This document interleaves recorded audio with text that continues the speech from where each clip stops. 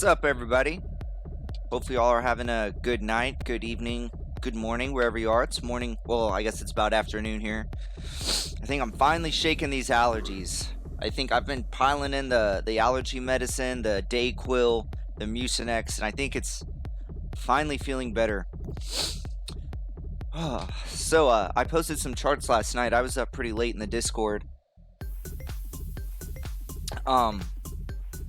But I did enter a short. Now I took it out. I took it off on the streamer's account. I'm still holding my my 10,000 contract short at 10,380 on my personal account. But I wanted a clean slate. Because I think we're gonna get some volume today to hopefully get some live trades in today.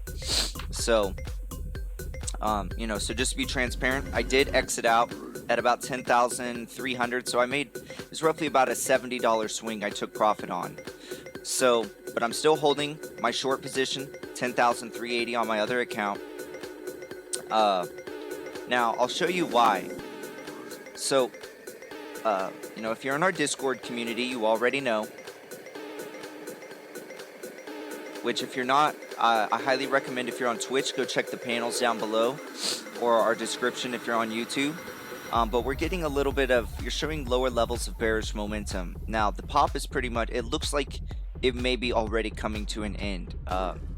Because if we identify our environment, like you should before you ever start a trade, you can see it quite clearly. The daily and the 4-hour are extremely bearish. You can see it. You're showing a much lower level of bullish momentum. And if you look at your price action, this wasn't nearly as weak as the one we're in now. And you can see here on this price, if you go to the top of this candle, let's get our price range tool out. You can see we ended up falling about 30%. And this actually wasn't that bad. Like, this wasn't nearly as low as the one we just experienced. So it's going to be interesting to see, where we go on this dip. We're going to talk about it. If we go, so I mean, if we, let's just say we were going to have the same kind of fall. I don't think we are. But man, that would actually put us near this would be our 618 at roughly about 7,500. Not saying that's possible. We're just comparing it to the last major dip. So now that we got that out of the way, our daily time frame is extremely bearish. You can see this here, and I want to bring something also to your attention. We are now officially on the daily. I don't know if you can see it. It is so small. We are now officially building on the bear side, of the blue wave MACD, or I'm sorry, the blue wave market Cipher B. So let's keep going down. Let's go check our 4-hour. 4 hours pretty bearish as well. You can see this. You have your high, a lower high, and then a much lower high. Let's get rid of this real quick. And if you look here on the 4-hour, there was really, I mean, I guess you could have said the reaction we had was from this, but overall, you had, 3 waves. You had this one, and then this one that were higher. Even though you did pop your snake eyes here. So we're going to look on the lower time frames to see if we could verify this snake eyes, because honestly, it looks like this probably already played out. I'm probably 100% sure it's already played out. Let's keep going down. Let's check our 2-hour. 2-hour doesn't look too bad. I mean, overall, from our large wave, we still made a lower high, but doesn't look, you know what I mean? It's not as bad as what the 4-hour and the daily are showing. Now, here's the one that's been kind of calling the shots here lately. The 1-hour. If you followed our channel, you know how much I love the 1-hour. If you can get the 1-hour to sync up or to have like an equilibrium with the 4-hour and the daily, I'm telling you, like, your chances of being wrong are, I would say, at 20% or less.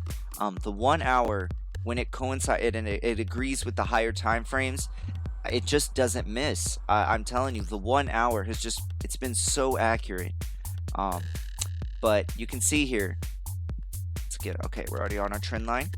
can see it through here. So we had you had 1, 2, 3 levels of lower bearish momentum, you know, and we had a nice pop because our money flow is extremely in the red. So when you're this far in the red, your pops can be just that much more violent. So you can see our money flow, we're actually in the positive now here on the 1 hour, and we are getting a slight reaction from this, but I want to focus your attention. We're going to verify this. We're even going to keep going down even lower, but you can see here, I want to focus your attention on this little right shoulder right here.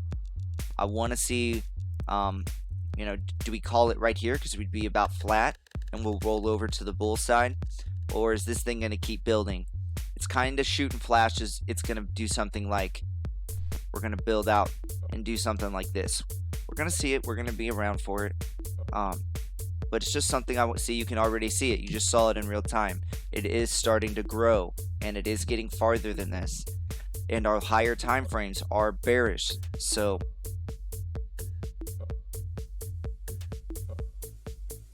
all right. So we're just going to keep moving down. And this is what I posted on the Discord. The reason for our bounce we've had the last like hour or so, the hour or two, we're just getting a nice little reaction off this. I'm not sure how big it's going to be. It's probably honestly already played out. And this kind of brings us to the charts now.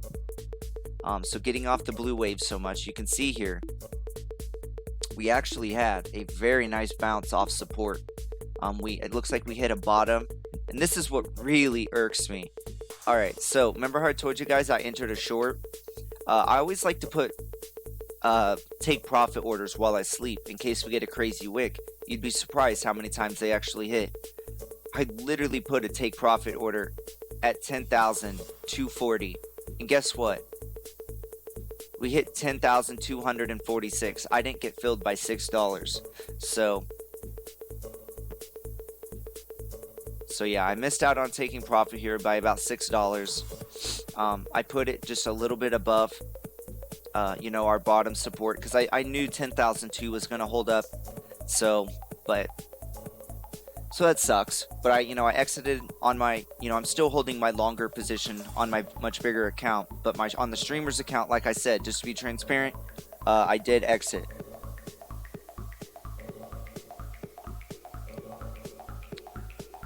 But yeah, you can see we had a nice touch point right in through here. We got very close actually. And this kind of explains. I mean, this bounce really isn't that impressive, but it makes sense.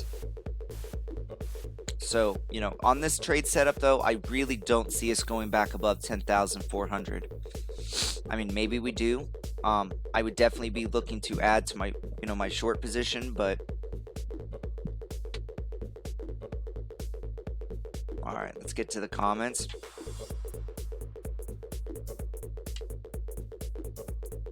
All right, hopefully I said this right. Berlin, Crypto Don, Mike Wright, NAD Crypto. How you guys doing? So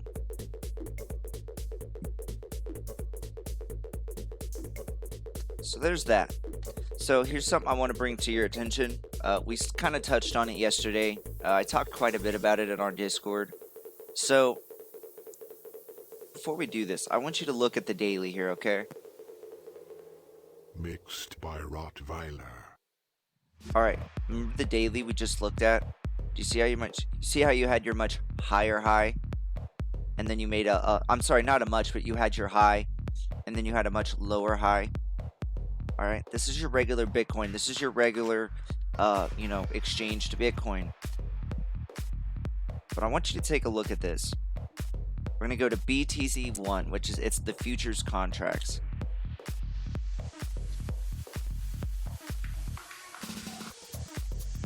We're back on the daily. Do you see something? See a major difference? So on your regular exchange to Bitcoin, you would be showing something like this. If you remember the slide we just looked at, we're seeing something like this. and this was much higher. But do you see the actual lower level of bearish momentum here on the futures contracts? And this is really what's kind of holding me back from going into a much larger short position. Because look at this drastic difference. This actually looks really good, and this is on the daily.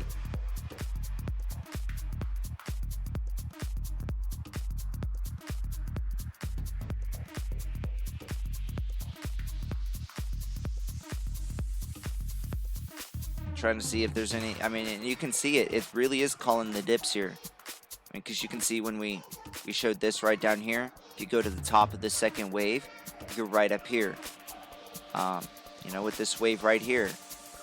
So it's not wrong. It makes, you know, this chart is calling the prior dips here. You can see where we had our much higher wave, and we came back and made a much lower wave. Guess where you're at? You're right up here before the dip. You know, then just like on this one, you know, from here to here, look at where we were at. Sorry, look at where we were at. Right up here. So this is going to be something I'm really going to keep an eye on. It's extremely interesting to me. I kind of wish they were kind of coinciding with each other, because, I mean, there really are polar opposites. Because we are sitting above critical support levels, and on one chart you're showing, I mean, extremely bearish on a Bitcoin daily. But if you look at your futures contracts, you're looking literally extremely bullish. So, no, it's something to keep an eye on. And once again, this is the date of this white line that you see here. I've just kept it. It's basically, it's the 23rd. This is the day that BACT launches.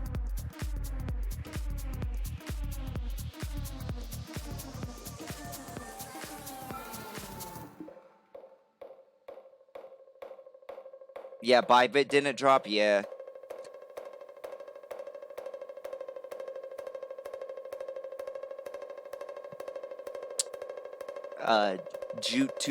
Tubby? Sorry, hopefully I pronounced that right. Sirkin, how you guys doing? Welcome to the stream. And for all the new people, if you haven't checked, we have an amazing Discord community. We have a lot of smart, intelligent people. We literally have people all across the globe, whether you're on the Eastern, the Western hemisphere. We have so many sections. You can post your TA charts. You can post your profit logs. You can post if you like following crypto news. I promise, if you check our Discord channel, I guarantee there's something for you. There's always going to be someone at some point in the day that's going to be there to talk to you. We're getting really close to about 200 members, so definitely check it out if you have a Discord.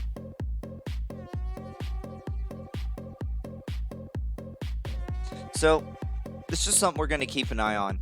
You know, there's a very big difference between futures and actual exchanged Bitcoin that we're used to. So we're going to keep both of those in mind.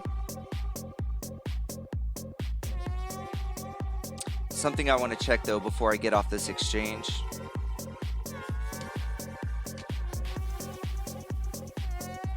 Let's check our regular MACD.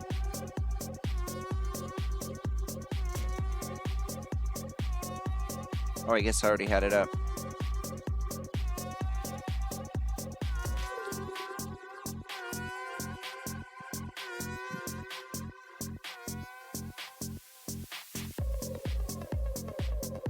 And so, see, this is actually really interesting as well.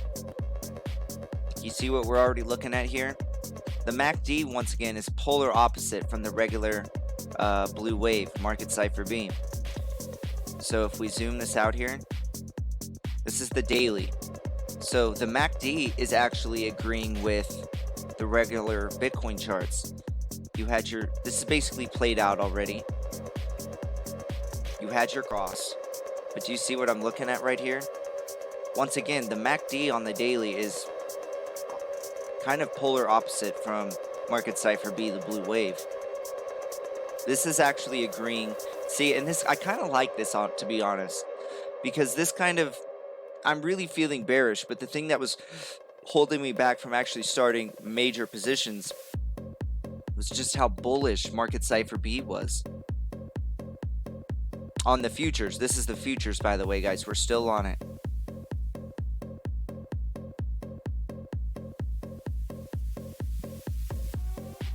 So this is still growing. I don't know if you can see it, but we're still pointed up. So this has room to go up. But this is I'm kind of glad something told me to go back and look at this. The regular MACD is actually showing it's in agreement with all the other bearish charts on the physical exchanged Bitcoin. But there's a pretty big difference if you look at that. Oh, whoops, I need to get rid of that.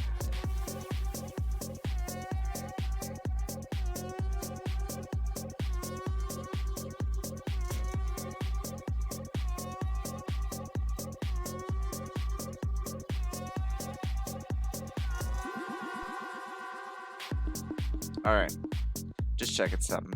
So we're gonna watch this, but I'm glad something told me to look at this because you're actually showing 3 lower highs. You have your high, a higher or lower high, and then a much lower high. Granted, we still do have our cross here, but this could easily just flip to the downside. So see what we look like on the 4-hour on the futures. All right, futures actually look pretty bearish as well if you use your regular MACD. So this is why I like to emphasize, let your, don't just follow a signal blindly. So whenever you see a buy signal or a short signal, go back and look at your other indicators to see if you can confirm it. And so, on our physically exchanged Bitcoin, we're showing the same pattern. Market Cipher B is showing, it's pretty different here. We go back to favorites, Market Cipher B.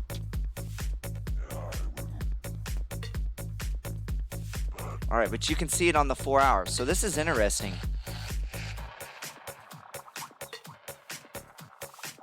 Definitely interesting to look at.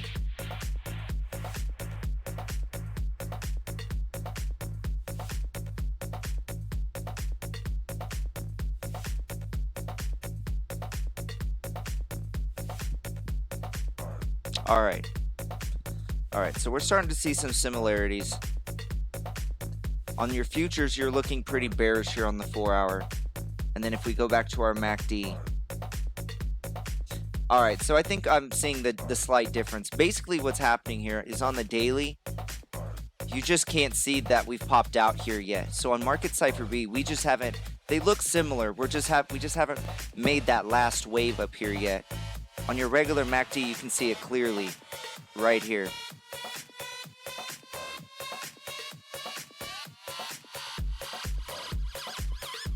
All right.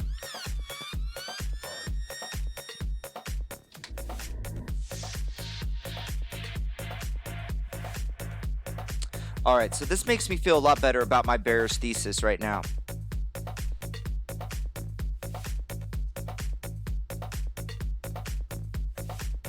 Hey, Armacida, how you doing? So it looks like we're in a small downtrend now, the 15, but yeah, there's going to be pretty decent support from about 10,200 to 10,250. It's actually in our support box if we look at it. So let me move this down.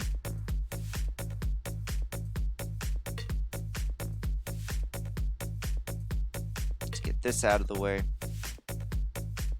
All right, so this is our normal futures charts. Let's go back to our actual Bitcoin. Now, there has been a little bit of a change to the stream. Thanks to Armacida, he brought this up. But Bitstamp has a lot, since we're a technical analysis channel, the more information you're going to have, the better you're going to be able to prepare by looking at prior price action.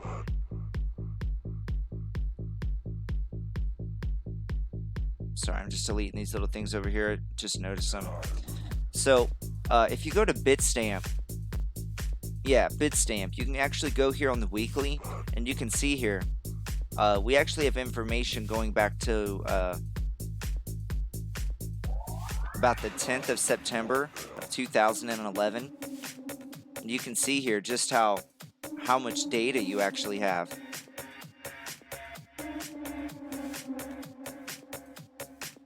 So we've started using Bitstamp. current price point is 10,296, 10.3 if you're on Bybit. But I really like this touch point we had last night. Once again, I'm still kind of pissed a little bit. I had my take profit. I didn't get filled by about $7, but it's cool. So I'm hoping we're going to get some price action. We're kind of falling a bit now. 10,288. You know, for me, the selling pressure should increase on Bybit once we get below 10,250. We're going to have this 10,200 support. It's basically going to be their last stand mode. And that's basically where you see these touch points right there, and across through here. So 10,002 is really the last point of support before, honestly, I think we're going to go back down. Do we actually have it on this chart? I may have to redraw it. So I'm going to get our support box drawn. It's from 10. So we have support from 9,750 to 9,800 and then 10,050. That's really our major support areas. We have it on our other charts, but like I said, we switched to a different exchange, so I'm gonna have to rewrite these or draw them. And once again, I'll show you how I do them. If you are new to the channel, I emphasize the bottom and the top of our rectangle box. And I won't lie, I'm not kind of liking this music so much. I feel like I might need to change it here in a little bit.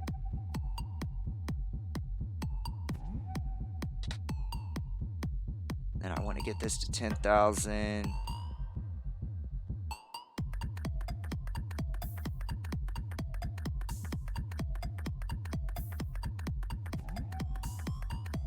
All right. Make sure we're good on there. It'll probably be raised just a little bit. All right. So how do I get this box? I could pull this out and you'll see even more touch points. So we're going to zoom in here because like I said, we're all about education and self-improvement. So if you can learn to do these things on your own time, you know, that's what we're here for. So you can see here on our support box, when I draw these boxes, you can reverse any time in these boxes. But I emphasize the bottom and I emphasize the top. So if you haven't seen it already, you can see we have, I mean, if you take this crazy wick out of the equation, which that's just our next support, you can see the touch points across it.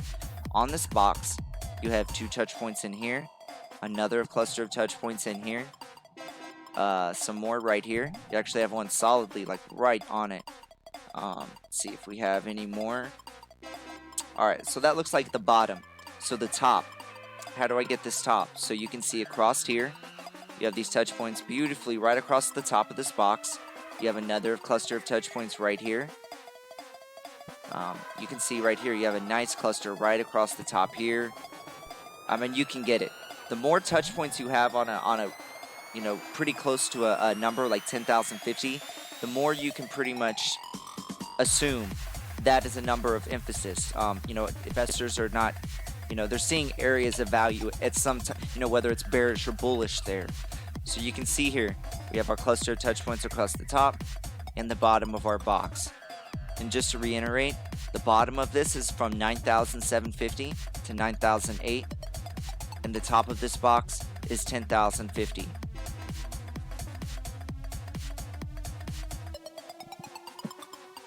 Hey Christopher, how you doing? Pugamal, hopefully I said the right. Pugamal, cool username. The daily looks like an inverted head and shoulders.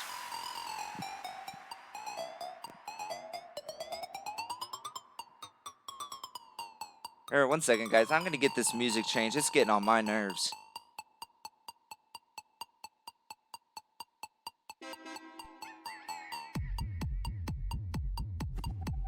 Let's try this one out. I was like, say that is just killing my train of thought with all the. I don't mind the techno music, but let's go back. All right, much better.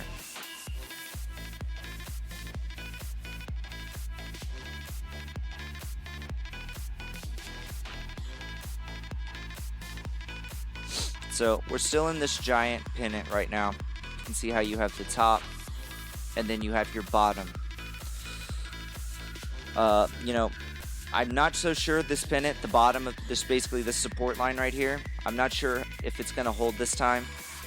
I say this time, if we actually go back and touch it. The more touch points you have on something, theoretically, the weaker it gets.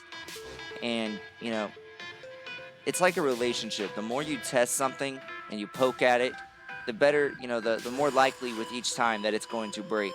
So, not so sure if we go back and test this line if we're going to hold it.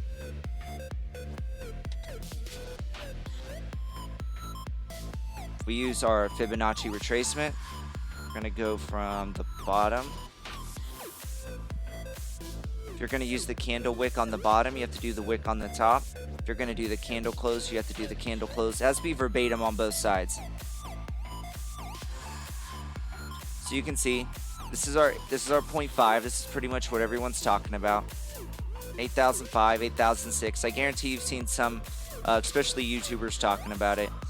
Now you do have your 382, which is at about 9800. You can see all, this is this yellow line right here. You can see all the touch points across it. So that's why I was saying, if we short up here, especially like once 10,050 breaks, or you open to short, you know, at our current levels, I would definitely be looking to cover, you know, somewhere between 10,000 and 9,800. Let's make sure we're not missing anything, because you can actually, if you're wanting to use the swing trader's mentality, you could use this bottom right across here as your fib level, or as your anchor point. There you go. And if we do this, if we use our fibs from a swing trader standpoint, you actually have your 618, which is your golden retrace. That is the area where investors find the most areas of value.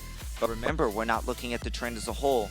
This is a, you know, this is a swing trader standpoint. So instead of our swing low being at like 30, what is it, 3,100 roughly, we've actually moved it up to about 7,500, 7,450. You can see the anchor point we have right here. All the touch points. When you have an anchor point, you want there to be consistent touch points. You don't want to just pick a thing that has one touch point and call that your bottom. But you can see here, we have all these touch points on the bottom. We have our top set up, so we look good from this standpoint. And you can see we've actually obeyed it. So the 618 is going to be the next area I'm going to target for now. So if we do open up a short, I will probably be looking to cover probably above that 618, because we might get a nice bounce and then I can just re-enter again. But you can see our 618 is right here. The price point is 9,922.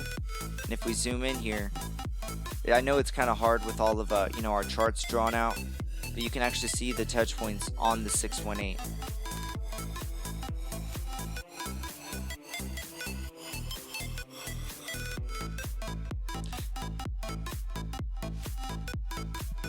Alright, let's see here. And you can actually see here our 0.5 that we've been kind of struggling with right here across the top. I don't think we're going to go all the way back up, but that'd be about 10,700.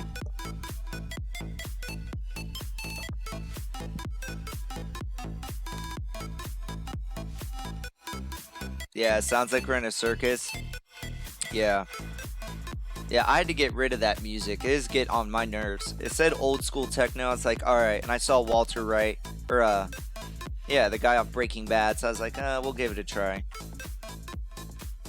We'll give it a try. But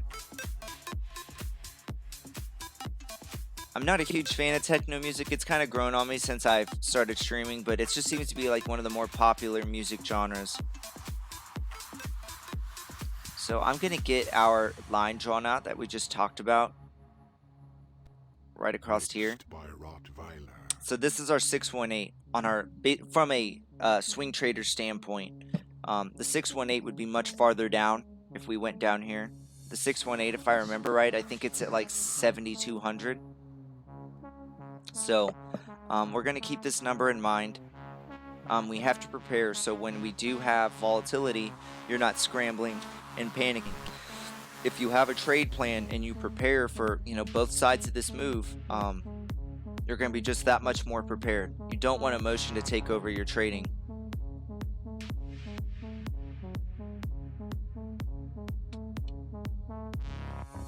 You can see here though, you know, as we've been talking about, the longer we sit here and consolidate, the lower our potential high is going to be. Now, that doesn't mean we can't break above this, but if you look from past history, since about the beginning, well, you know, about middle of June, every time we hit this, we go down. You can even see our more recent touch point. We hit it and went down. So the moment of truth is coming. But right now, our potential high, and you can see now, our resistance line right across the top here. Wait a minute, is that actually? All right, so now it's kind of showing that if we're going to obey this downsloping line,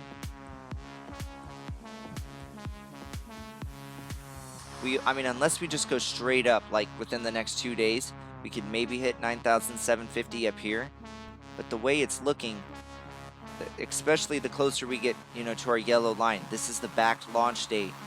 The high is going to get lower and lower, so we can either go straight up or, you know, kind of, you know, sideways and then up. But the longer we just sit here and consolidate, you can see the potential high is lower and lower as time goes on, if we're going to obey this trend line. But as we've talked about, I don't think we're going to hold this pennant for much longer. I believe backed, this is going to be the catalyst to breaking this pennant. We're either going to break it up. I know how this, oh, we're going to go up or down. But this pennant, I don't think we're going to sit here and ping pong it inside, this triangle anymore. I definitely think this is going to be the catalyst that finally ends this trading pattern.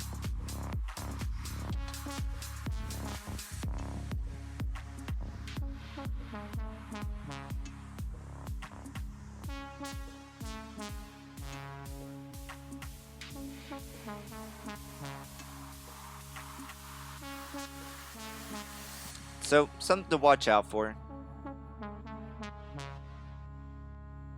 You can see here on our daily, on our MACD, we're kind of building this next little, this next little area of bullish momentum.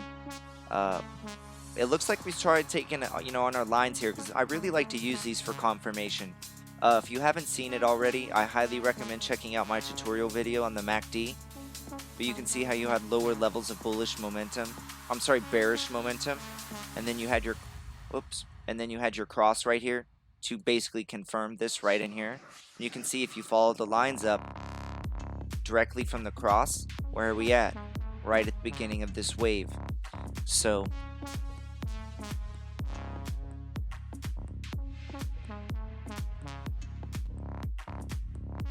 just trying to see if there's anything we're missing.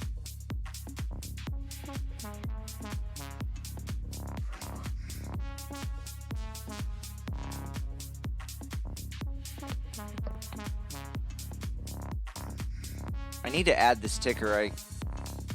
I can't seem to find it to where I can build my watch list on TradingView.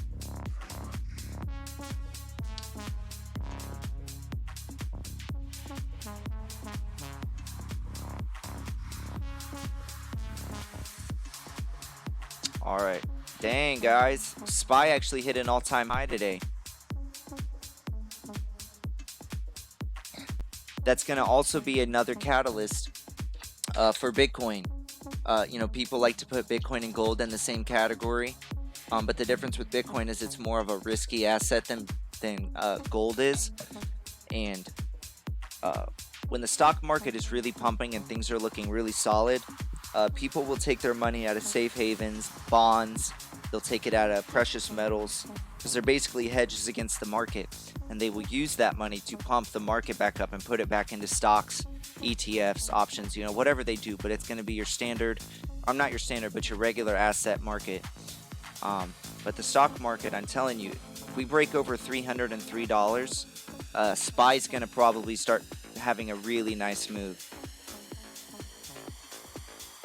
And there's still a lot of stocks. I don't want to call them undervalued, but they're still absorbing that hit from that original China news from weeks back. So there's still a lot of stocks that have more room to catch up, and they're not close to their all-time highs. So what that means is even though SPY is pushing all-time highs, these stocks, they're still not close to their all-time highs yet. So they have a lot more room to run up, which in theory will push SPY even higher. So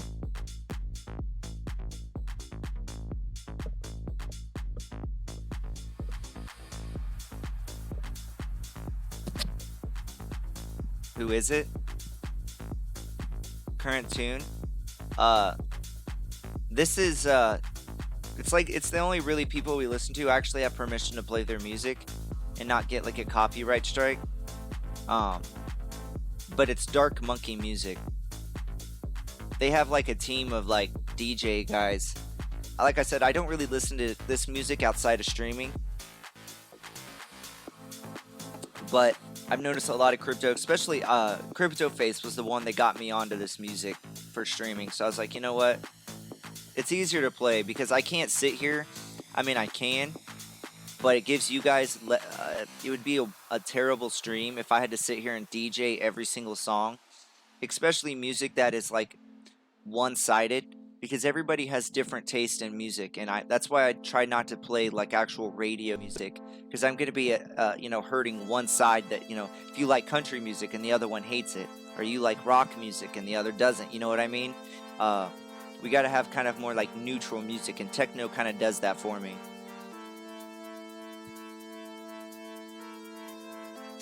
Yeah, Half Baked Butternut. I'm telling you, they got a massive playlist, but it's called Dark Monkey Music. They have a ton of techno music. There's also a good one. It's called Astronaut Radio. I think you would like that one as well.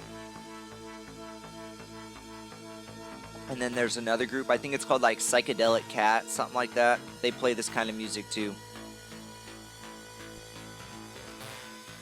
Yeah, Marcel, what's happening to silver? Yeah, that's exactly what's happening. People are taking money out of risky or hedging assets and they're putting them back in the traditional markets. I traded this market for, years. I traded SPY since 2014. I've been full-time crypto since 2017. But there's a direct correlation with the stock market and like your precious metals. Whenever the stock market's pumping, you'll see gold and silver usually dropping in price. Whenever you see like the China news, like trade war news, and the stocks are falling or the index is falling, you'll see gold and silver pumping. It's because they're hedging against the market and they're going into safer assets. So they'll go into bonds, they'll go into stocks. I'm sorry, not stocks. They'll go into like precious metals, like your silver, your gold. But that explains why, we're having the current dip. Just because we're here real quick. Man, I'm telling you, we really did. I'm just going to look at the price real quick. We're not going to look at the charts. But man, we really did call that short on gold. We literally talked about shorting between 148 and 150, and literally within days, we almost have I think we're over a 7% drop, which that's huge when it comes to your traditional, especially something like gold, because its market cap's in the trillions. Technical analysis, if you want to learn it, I highly recommend getting a paper trading account and going to like TD Ameritrade Think and Swim, because learning technical analysis, it's honestly a lot easier in the traditional stock market. And if you're wrong, you're not losing anything. But I noticed, especially, like, I think even Crypto Face was bullish on gold and stuff like that. And it's like, man, I am bullish, but overall, gold's up like 30% this year. And it's butted up against major resistance. I was like, there's definitely going to be some profit taking. I'm bullish in the long term with gold, but for now, I'm pretty bearish on precious metals. At least until 2020. For music, Half Baked Butternut, sure. If you want a playlist for music, for sure.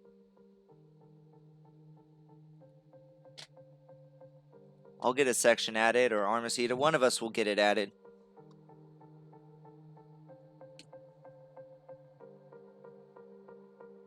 All right.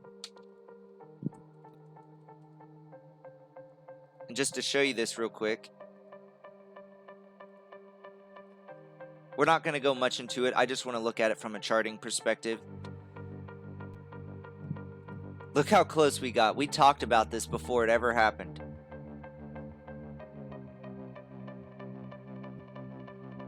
Might actually have to go on the weekly. This is gold. We're just going to take a peek at this, guys. They're not going to stay on it too long. I know a lot of you guys don't like stuff like this. You just like crypto. But it's hard not to pull my interest because, like I said, I traded this for years before cryptocurrency. It's really what built my... It's basically the reason I'm here right now, doing this type of stuff. The stock market is really what helped build me as a person, learning technical analysis, because there's a huge fundamental aspect to stocks, gold. You know, crypto doesn't trade by fundamentals, not really. But you can see here, these touch points we had right across our bottom here. I mean, we literally got right up against it and fell. And you can see, from a price range standpoint, I know this doesn't seem much because we're in cryptocurrency, but we literally have called about a 5% drop in the price of gold. That's massive. You have to think how many trillions of dollars are in gold right now. So, and you have to also think about this, like gold this year alone is up.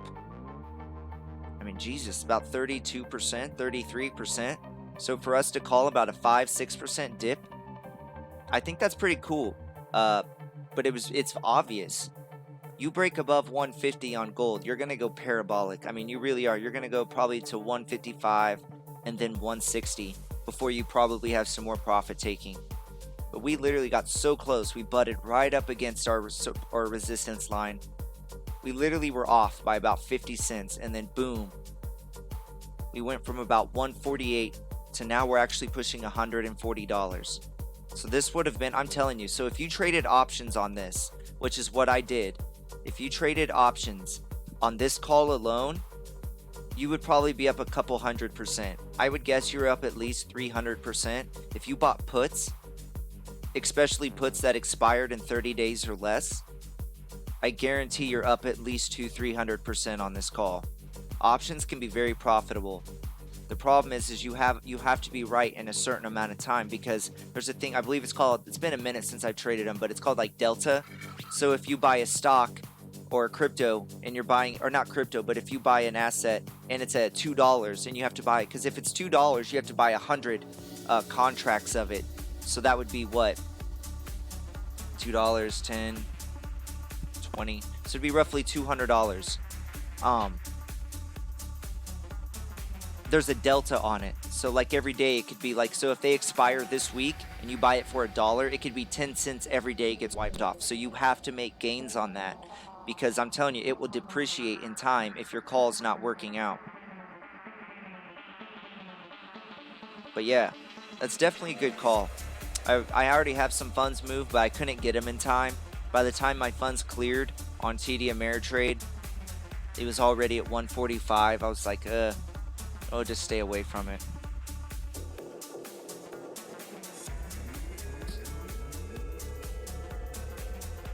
Oh yeah, not good on gold. Or I'm sorry, not good on silver either. You broke your support line. Yeah, I mean, look at this. So someone asked me, oh, what is a bearish engulfing candle? What time frame? I wonder if you can see it on the daily better. Look at this on the daily. You have a bearish engulfing candle on the daily.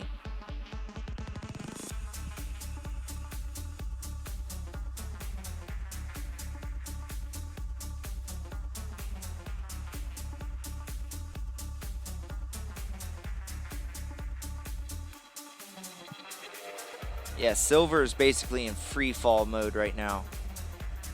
Even though I am seeing you could be coming up to support right now. And gold and silver's down 3% today. Amazing.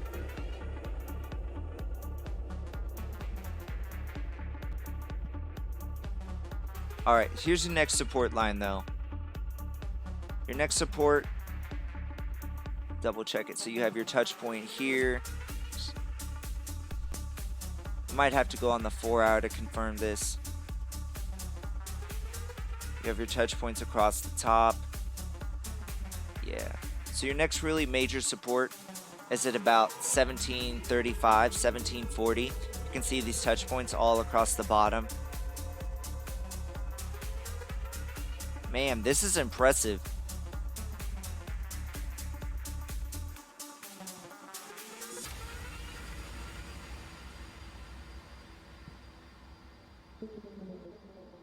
Wow. So hey, half-baked butternut, were we right? Was our thesis right?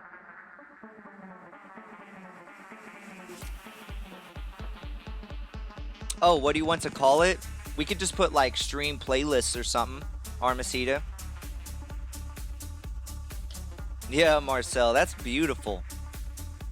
I mean, it's not off. I mean, I've had so many questions. Well, what time frame is a bearish? Because I'll see people post bearish engulfing candle and we're on the 5 minute. You can't really count a bearish engulfing candle unless it's at least on the 1 hour. Generally, you can, I mean, I only really count them if I see them on the 1 hour, but I prefer to see them maybe like on the, at least the 4 hour really. Or not at least, but the 4 hour preferably. But yeah. 1740 is really your next, at 1735, 1740. That's cool stuff. So let's get back on good old Bitcoin. The precious metal market is really, it's been really volatile lately, or volatile, whatever. But man, gold and silver were just screaming short there for a while.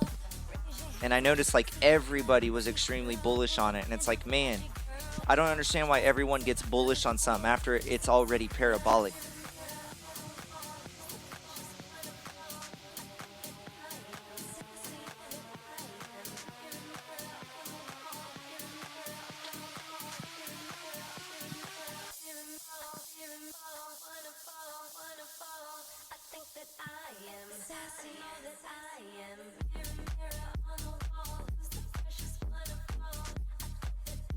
Yeah, see, I don't know. I love talking about traditional asset markets, but I've noticed like on the followers, because I can see people watching for some time, or I can't see them watching, but the number, for some reason, every time I start talking about gold or like stocks, I notice like the viewer count starts dropping by like 30%.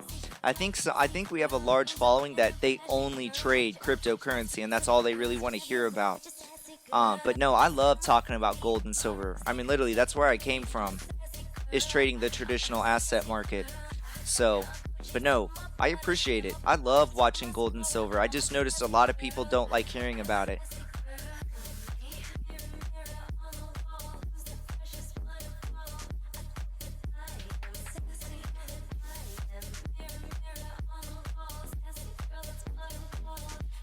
But no, that's why I kind of like seeing some fellow, stock and, basically just anything that's not crypto. I love seeing people that are diverse in how they trade. Because there's a lot more out there than just cryptocurrency.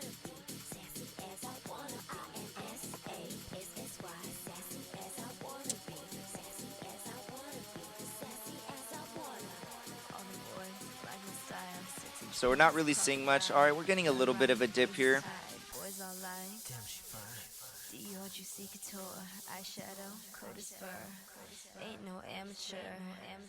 Getting a little bit of a dip here. Let's go to our closer time frames, see if we can see anything.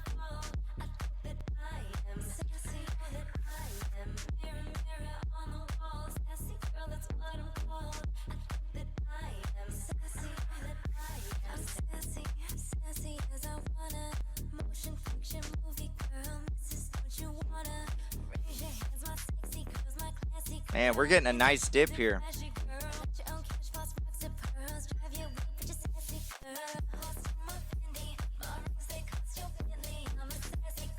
Yep, it's dropping good. 10,002. Wow, we're dipping hard now.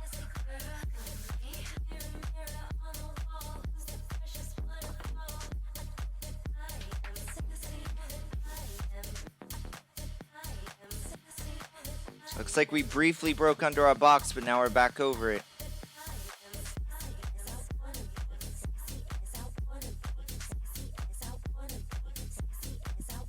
I'm telling you, I bet this stuff that's lit in gold and silver right now, I bet it's going to leak over here. I would not be a bit shocked.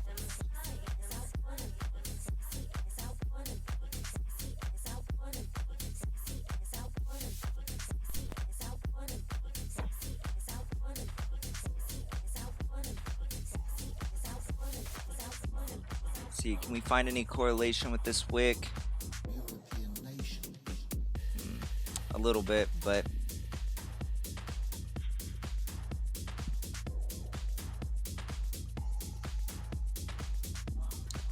alright, so what I'm going to do is I'm going to pull this down because this is no longer needing to be support. So I'm going to move this down to our 10,250,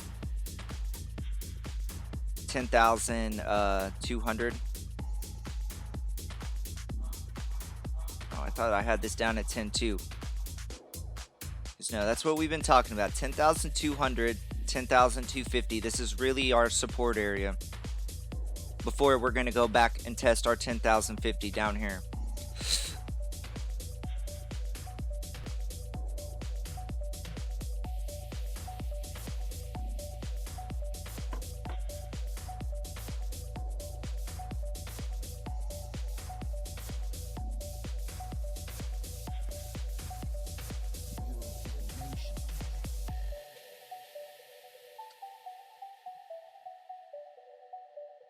Mixed by Rottweiler. Let me see. Bounced off the 4-hour 100. Interesting. I'm not seeing it on mine, but I only use the simple for the 5 and 10. But I have the 13, the 34, the 100, and the 200.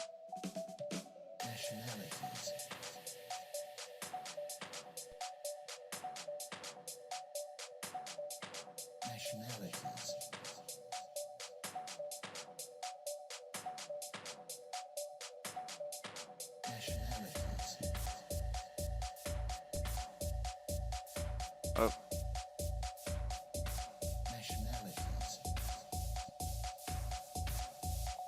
This is what I wanted. I wanted market Cipher B. Hungary.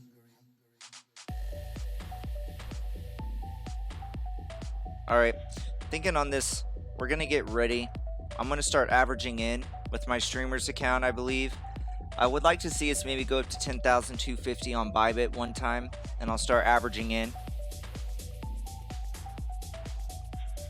Because basically that little bit of bullish momentum that we were showing, like I said, I kind of think it already played out.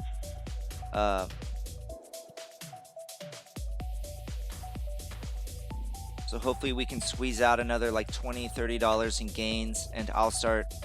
I mean, I guess I could just average in now. It's not really going to be that bad of an idea, because I don't really want to be chasing. After the triangle plays out, how far could we dump? Well, the first area is going to be 8,500.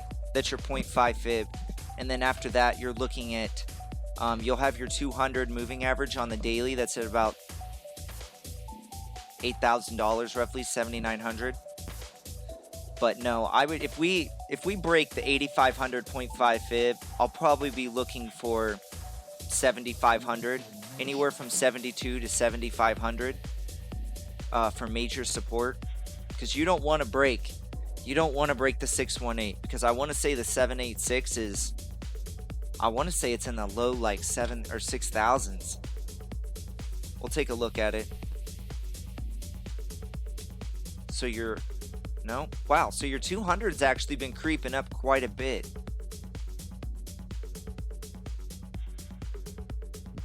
So your 200 now is all the way at 8,600 now.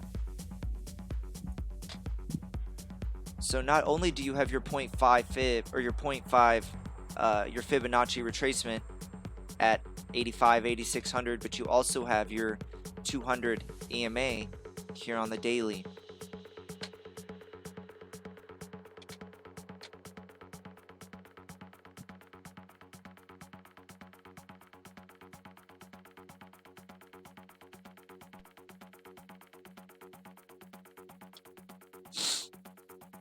All right. Gonna be watching closely, but once again, I think I'm gonna start slowly laddering in positions here. And if need be, I'll just average up all the way into the 4s, or I don't think we're gonna go into the 4s or 5s, but I'm just not really bullish right now. There's nothing to really make me feel like we're gonna have a nice bump to the upside, at least from a charting perspective.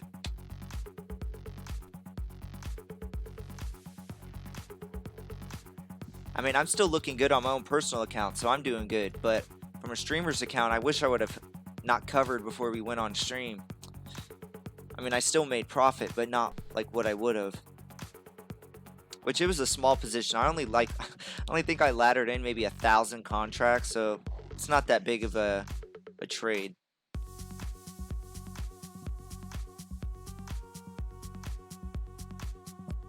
Yeah.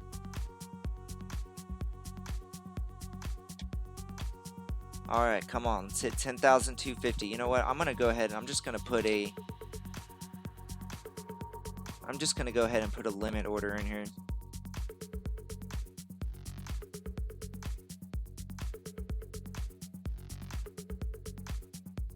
Be 3, or I guess it'd be 2. I want to make sure I get filled on this. Before we do this, I'm going to check our 5-minute. Just want to make sure we're not showing any kind of like lower levels of momentum. Alright, I think I'm going to jump in. You know what, I want to make sure I get this price point, so I might just do a market order. Alright, we're getting close, guys. 10,250, so we're at my target. Right now, I'm pretty much watching. So we're above my target right now on Bybit. I'm watching the Bitstamp 2,251 now. Once I see us, all right, there you go. That's my sign. Let's go. All right, I got my order ready. I just want to see how we react here at 10,250 on Bitstamp, and we're going to enter, or I'm going to enter. I'm only using a very small portion of my account, so it doesn't matter if we go up another $200. I'm just not too worried about it. I'll just average up.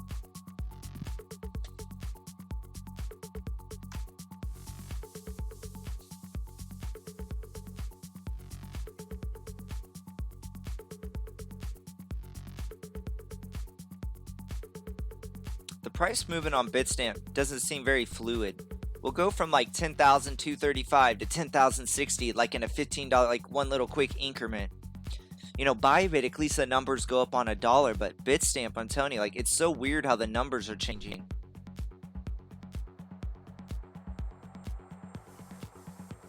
Ernest, no, I'm shorting here. I mean, you guys can short, but, you know, once again, this is like, we're not like a signal, like we're all, I mean, you can jump in if you want me to, but no, this, or if you want to, but this is what I'm doing. I'm just going to ladder in positions up until 10.5. Yeah, I'm entering now. Let's get this in. I'm just starting really small, guys. I'm doing 1,000 contracts.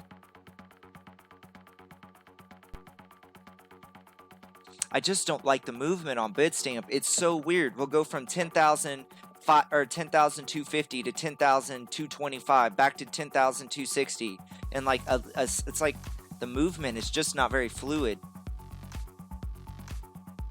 All right, I'm just going ahead and doing it. Ugh.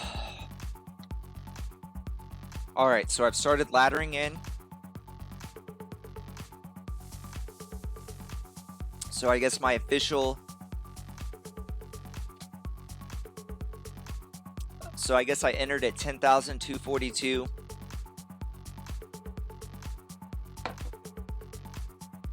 Now, once again, it does not matter if we go up $100 to $200 more. I will just go up. This is a part about laddering in. You don't want to just take your whole account and go all in with a single buy.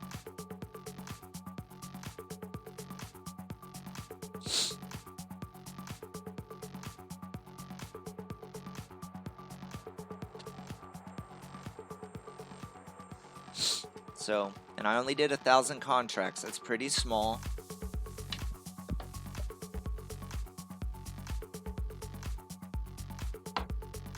So let's go back to our charts down here. There's no need to really watching the price action because we're already have entered. Now we need to prepare for where are we going to average up if we go up in price. Let's get rid of our moving averages. Get a nice, so we had a really nice, I mean, we bounced beautifully off this bottom support line, which once again is at about 10,200.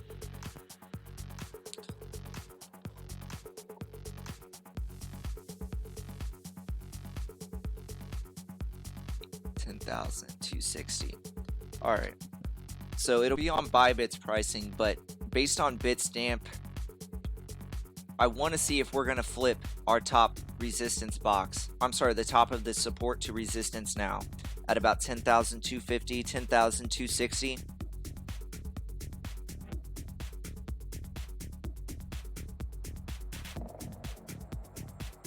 Which would be this, basically the very top of this box right now. We just broke under it, so it's not going to be that strong of resistance right now. But I just want to see how well we respect it. I generally don't like shorting because we're basically sitting right on top of support where we bounced off of. But once again, that's why I entered small, because I want exposure if we do end up going, we just start plummeting to the downside drastically.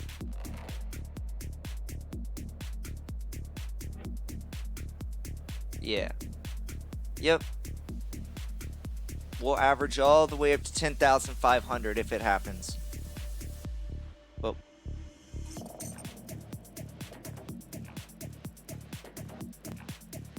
I know it can be kind of hard to, like, you just want to go all in and do these giant, you know, you want to see those giant numbers start adding up. But the thing is if we, I mean, we're sitting literally, I mean, look how beautiful our bounce was off, right off of 10,200. I mean, what's if we bounce off this box and then we go right back up to our resistance line here at like 10.4? You're going to be sweating it. You know, you're going to be nervous. You're going to be panicking. You're going to be worried. So it's best to just ladder in a position, make small positions, and they will and add it up to a bigger position. Because the thing is here is, like, let's say we were at what, 10,250. If I add a position here at 10,300, that would put my average from 10,250 to 10,000, you know, like 275, and I can slowly get that number up. Just generally, you don't want to short right above major support, but the thing is about this is your last line of support until this right here at 10,050. This move could be a matter of 5 minutes from here to here. So you don't want to be end up chasing, because honestly, if we were just kind of flirting around in here, I would not be shorting above this, not right now. So, you know, if we're looking at areas I'm going to be looking to cover, it's going to be between 10,050 and 9,900, this green line, this solid green line right here. So basically anywhere in here I'm going to be looking to cover, and honestly even slightly above it. I don't have as much exposure as I want right now, but the move just happened. I don't want to FOMO in because fear of missing out of us going down here and I'll make nice profits. Basically, if you look at our streamer's account, I shorted 1,000 contracts, so that's only $1,000. It's really not that much. But basically what I've created right now is an artificial tether, because this account, our streamer's account that we have for fun, only has about $900 in it, just over 900. So it's 7% of Bitcoin. We just shorted just over 9.5 Bitcoin. So what does that mean? That basically means on any price action we get, I'm not going to be really making anything. It's pretty much a hedge. And this is something you can do as well. If you're on Bybit or you're on BitMEX, you have somewhere where you don't have a USD, a tether, nothing like a safe haven. This is what you can do to basically hedge yourself so you're not accumulating losses.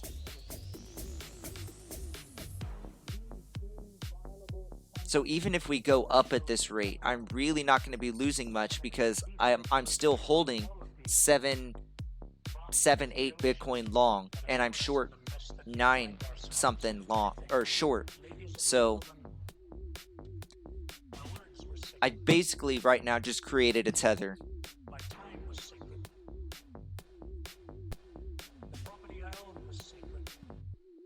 One hour looks like a diamond. Yeah, see, I'm not so good with like I mean, I know like the pennants and stuff like that, but like Mitch Ray, that's one of the areas that I would like to learn, is to be like, oh, we're in a bullish Harambe bat pattern, and it's like that's just one area of trade. Like, I mean, I'm not going to sit here and act like I know everything, but when it comes to like the really like artistic patterns, you know, or the Gartleys, or the, you know, that's an area I would like to improve in. But, you know, when it comes to like I'll see like YouTubers like, oh, we're in a bearish bat, you know, that's just like over the top of my head.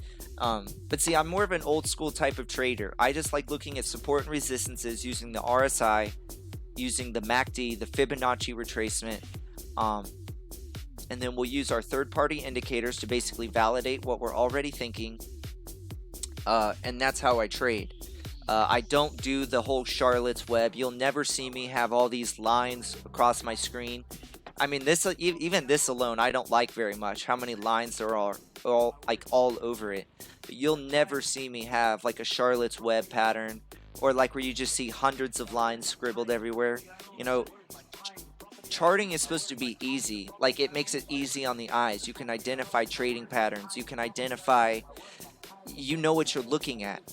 But when you have all these lines everywhere, granted, they might be useful. I've never tried learning the Charlotte's Web, but it's confusing.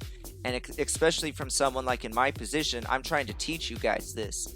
And you guys, so maybe you guys can pick up on some of the traits, like how we look at the MACD, the blue wave, the RSI, you know, more so even like the Fibonacci retracement. It's easier for me to teach it when it's clearly visible.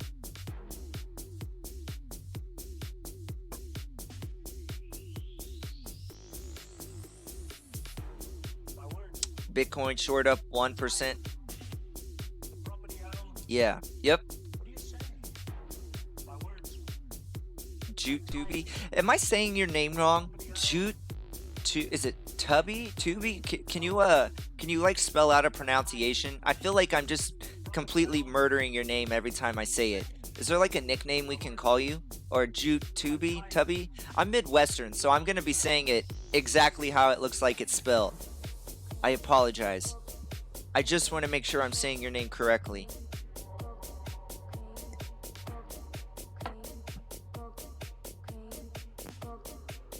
And look what we have here, guys. It's still early, but are we forming a bearish engulfing candle right here? I don't want to call it yet, but we're getting awful close. Oh, we somehow on a new playlist we found the cocaine song. YouTubey. Alright. YouTubey. Alright, thank you. I appreciate it. It's just easier on my end because I feel like I'm just saying your name so wrong. So we are in a position right now. We're just gonna, you know, especially for the people that just came in, we have entered a short here.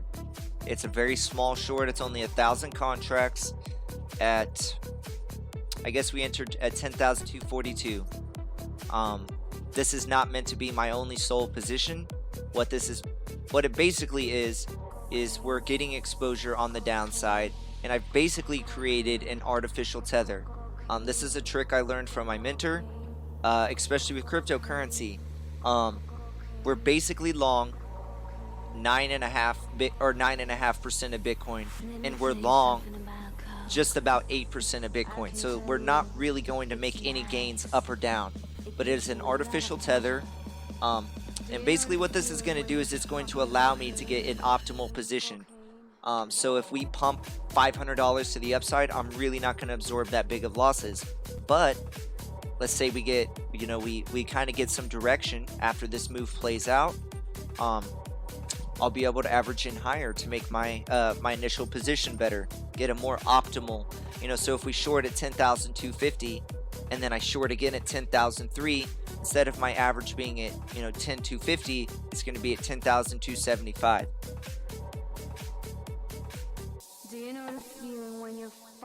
This is how you ladder in. Never go all in. Don't even use, like, seriously, I use roughly maybe 5% of this streamer's account. You know, my own personal account that I don't use just for safety reasons, and you don't know who's watching. I'm still holding short from 10,380 from last night. If you haven't followed yet, if you're on YouTube, it'll be in the description below. If you're following on Twitch, it'll be in the panels. But join our Discord community. We have a very, very active community, almost over 200 members. It's you know, we have people from all across the globe, Eastern, Western Hemisphere. But you can post your technical analysis charts. You can post your profit logs. We'll support you on your wins. I mean, there's just so many sections there. If you have music playlists, like techno music you would like added to the stream, we just added a like a streaming list so you guys can recommend music we can listen to. But it has to be like neutral music, like techno or something. You know, because I can't play specific genre music because I will be scaring off. You know what I mean? It has to appeal to everybody, or at least be neutral. You know, I can't play rap music, I can't play country music, because I can't single out, you know, just one group of people, if that makes sense. But we have a very active board, and it's the easiest way to reach me, to reach our community. And also, I post, basically, I never enter a position without letting you guys know first. Getting stuck on YouTube. And not only that, but we just have so many smart, amazing people. We really do have an awesome community.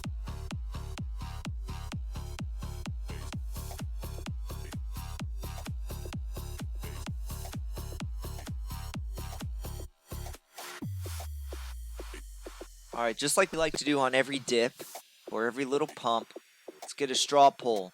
If you guys would not mind participating, it's hard for me to sit here and be like, oh, type bullish or bearish, and I have to sit here and try to count all of them. So I'm going to get a straw poll made, so if you guys wouldn't mind voting.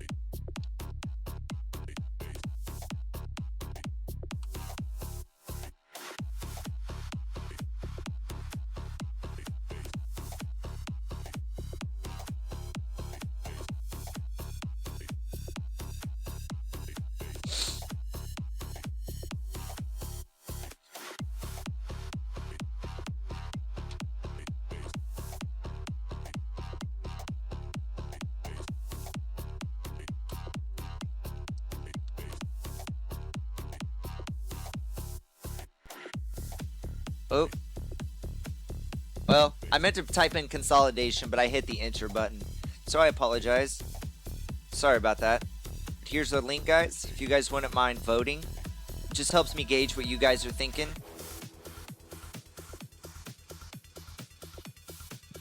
It's not a scam link. It's straw poll. Even Mitch Ray uses this. But let's see what our community members are thinking. What is the next major move on Bitcoin? Are we going to be under 10,050? Forgot my comma. Are we going to be above 10,400? What is the next move? And the in-between is literally just like it sounds. In-between or consolidation. And consolidation.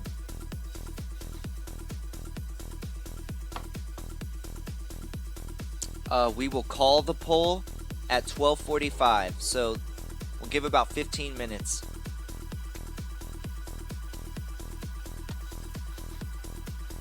And thank you to everyone.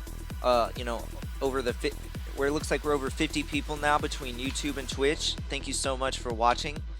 You know, you guys could be doing anything, but you're here.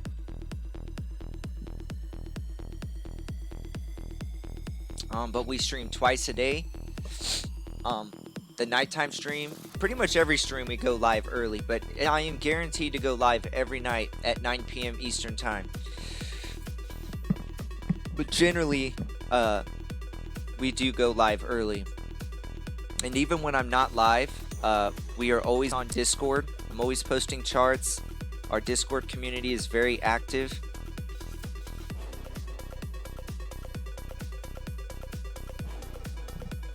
But it's just an awesome way to share your ideas and mingle with people with similar interests.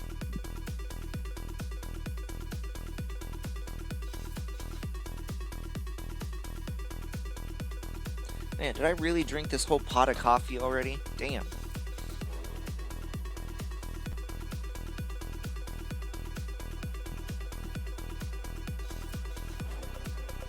Alright, so we're still holding our short. Nothing's really changed. We're not really up. We're not really down. We shorted just under 10% of Bitcoin. That's our little average. We're going to start slowly going into a position. And we will average all the way up to about 10,400. So it doesn't matter if this price action goes and pops to the upside.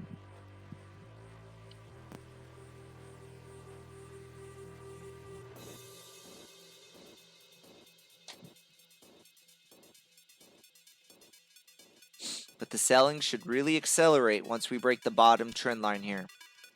Once we break about, 10,002, the selling should really start increasing. I mean, it looks like you have a little bit of support. I mean, you're going to have this last little line here at like 10,180. If we take our horizontal tool, you'll be able to see it.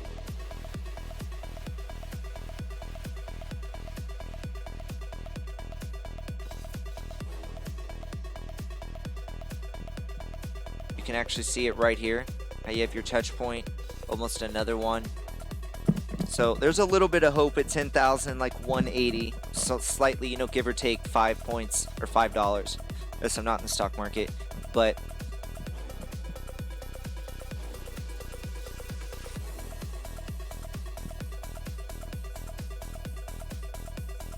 so what I might do is I think we might just bring this down a bit. No, you know what? I'm gonna leave it like this. So we're gonna leave our support box because I feel much more comfortable having our bottom at 10.2, and then we'll just have this. Basically, it's like we'll literally call it the last line of support, and we'll sit here and we're gonna call it. We're gonna put it yellow. It's like a warning.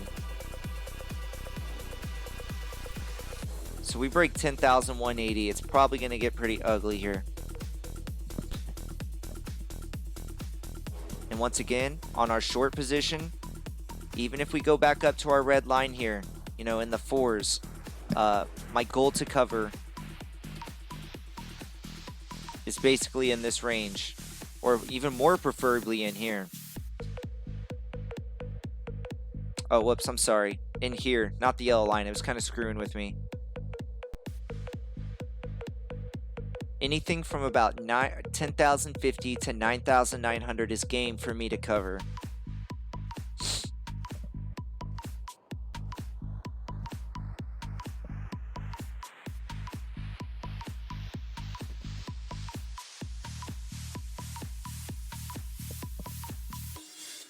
Oh, my dog? No, we still are in court. Our next court hearing isn't for like 2 weeks about my dog. So I have quite a bit of time to play, or to prepare for that.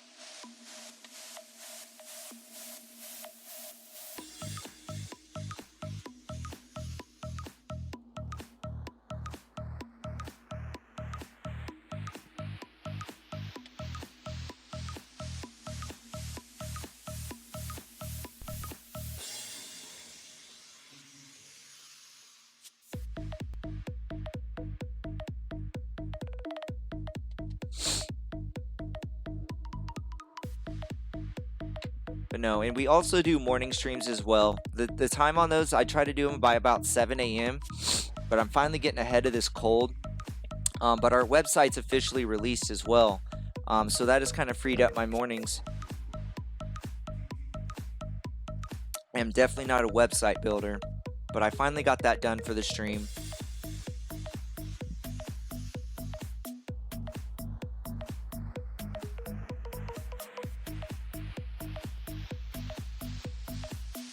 But no, I generally try to because what I want to do in the long run is I want to have a night stream for everybody, where someone like so on the Eastern Hemisphere, you guys will have a nighttime stream. I'm trying to kind of find the sweet spot for timing. Because if it's 7 a.m. my time, I think it's like, you know, late evening, nighttime on the Eastern Hemisphere.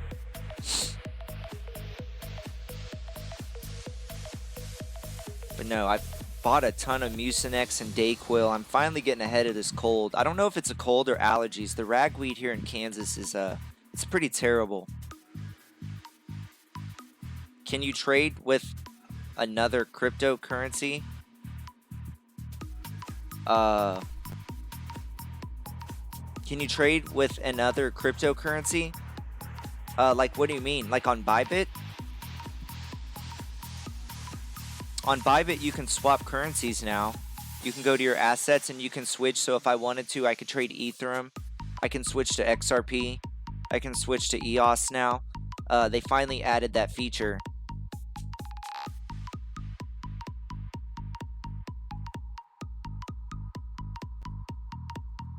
Yeah.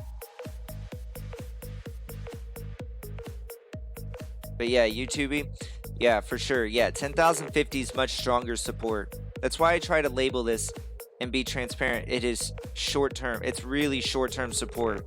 And honestly, once we break 10.2, we might just slice right through this. We're just identifying constant touch points. You can see this is a number of interest.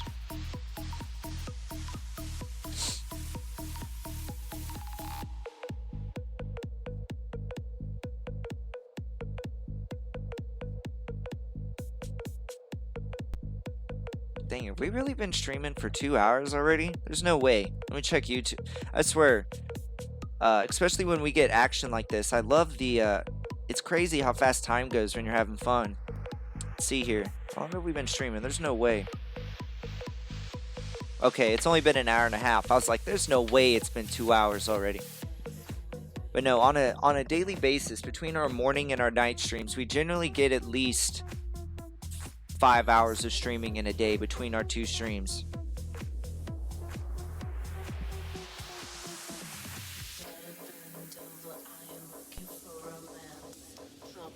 The schedule's been a little jacked up for the last week since I had to make that website, but everything's back to normal now. Mostly just trying to get rid of these allergies and get ahead of them. Awesome, Puga Mall. Hopefully I said that. Is it Puja or Puga? Like I said, I'm from the Midwest, so I'm literally going to pronounce it exactly how it's spelled. I just want to make sure I'm not butchering the name when I say it. Puga Mall. But thank you for joining the Discord. Welcome to the community. We're forming like a nice little family, and I think you'll definitely enjoy it.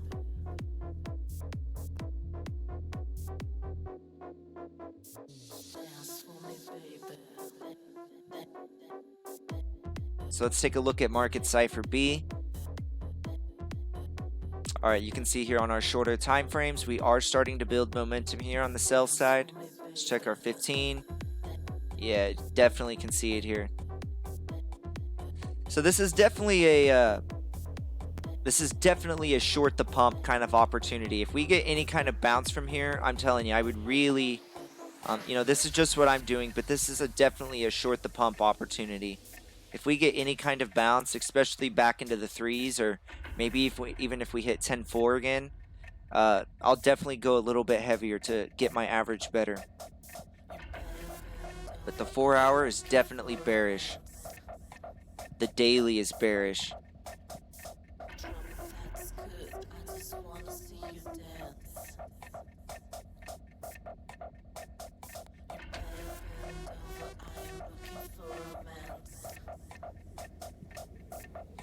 Let's check our 15. We're really going to be watching our low time frames. Yeah.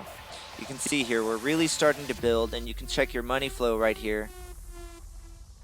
We are starting to build. If you follow the white line, you can see how it is building here. So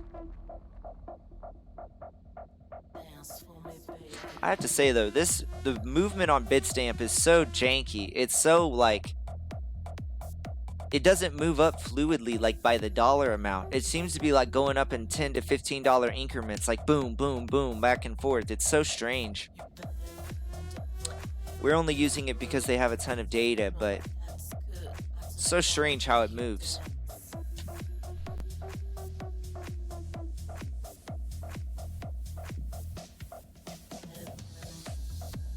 This is the 15 minute. Let's see the 5. Make sure we're not missing anything. You did pop a green dot here on the 5.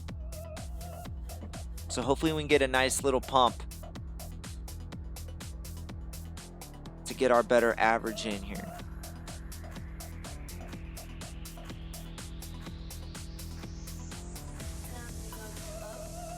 We go to about 10.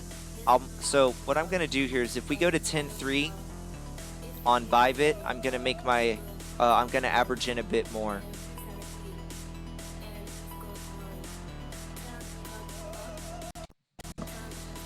Oh, whoops, that's not what I meant. All right, so the poll ends in about 1 minute, guys. So if you haven't voted on the straw poll, this would be your time to do it. We're going to check the results here in about 2 minutes, 2 or 3 minutes.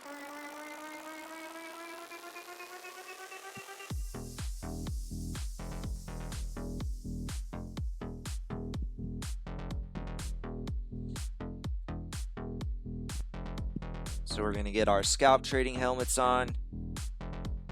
Let's go here.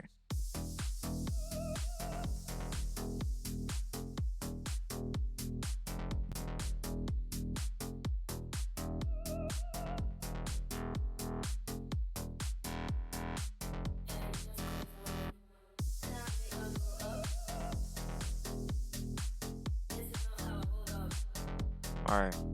So this is basically the next area I'm looking at. Is it about 10,280 to 10,310, 305?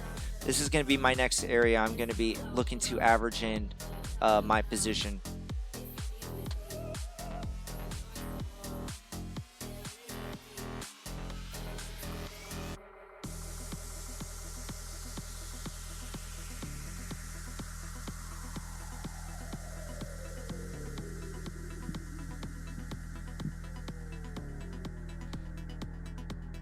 How does it work to raise your trade? What do you mean raise your trade? Like, how do I trade? I just have 2 accounts. This is my streamer's account, and then I just log out, and then I can log back in to my long account.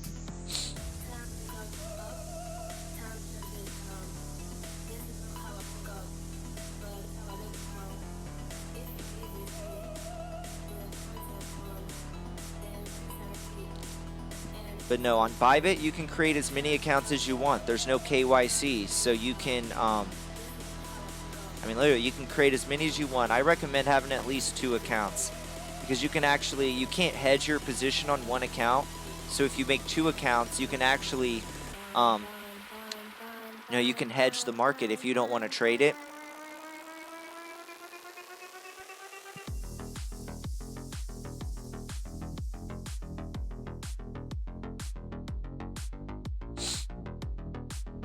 Kind of struggling here at the top of our box on Bitstamp. We're trying to break above 10,250.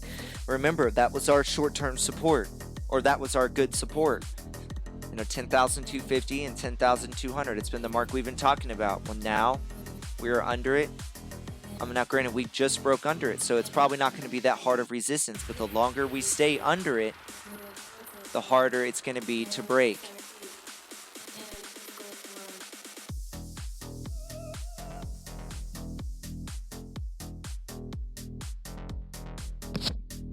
Would you add by increasing leverage? No. I use the same leverage every single time. I use 10x leverage because it allows me the flexibility of using small amounts of my account, and I can average in. But I always use 10x leverage. And I use between 5 and 10% of my bankroll in a trade. And I never, so I do. So one position to me is 30%, 20 to 30%, but I don't do that all in one trade. that 20% might be a combination of 1 10% and 2 5s, or that 30% could be a combination of 4 5s and 1 10. So, but I never allow myself to use more than 30% of my bankroll. The streamer's account's a little different, just because it's so small, but no, I always use 10x leverage. That gives you the flexibility where you're not using tons of your bank, like your bankroll, whatever your account value. And so you can leverage your money better, and you can average into positions, which lowers your risk.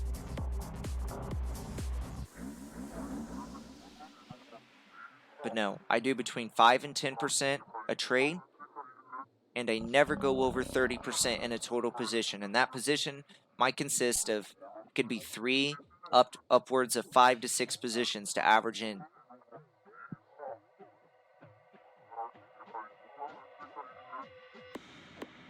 Yeah, 10,285. I totally agree with that. Sirkin, are you talking about Bybit prices? Or our Bitstamp, our charting perspective? Is that like based off of our chart here, which is Bitstamp, or it's kind of hard for me to value this because every exchange is different. You know what I mean? Like every exchange has a different price. They're close, but they're never the same. Rarely they're the same.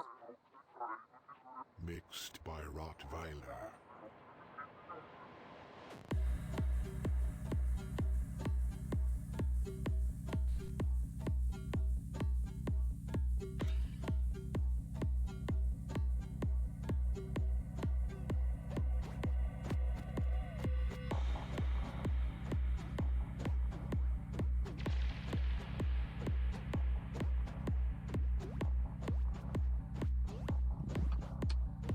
Current price 10,257 on Bybit, 10,243 on Bitstamp.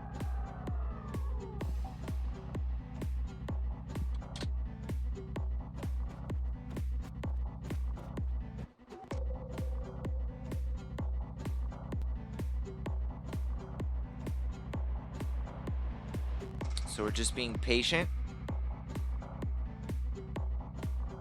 I feel like these numbers changed colors.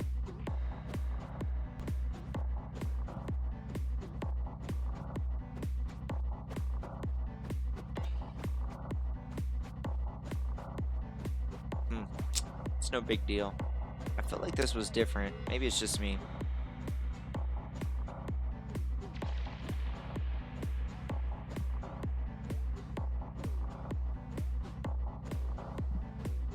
Come on, Bitcoin. Yeah, I'm trying to kind of curb. I'm not sure really what I want to do now. Part of me kind of wants to average in a little bit more, but it's not that far from my initial position. But the risk I'm taking is if there's two things that could happen. I know up and down, of course. I already averaged in at 10,240. All right, and I could definitely add more at my position, but I'm taking the risk of not being able to average in better if we continue going up in price. But at the same rate, if I don't increase here, and because we're at resistance now, 10,250, it's our prior support, I also risk having us reject it, we start tumbling, and I don't have as big of a position as I'd like. So this is kind of where it gets tricky on laddering in. How do you go about doing it? So that's kind of where we're at right now. I'm really debating on how I want to trade this. I don't think we're going to go back into the 4s. If we go back into the 3s, I believe it's going to be very brief. So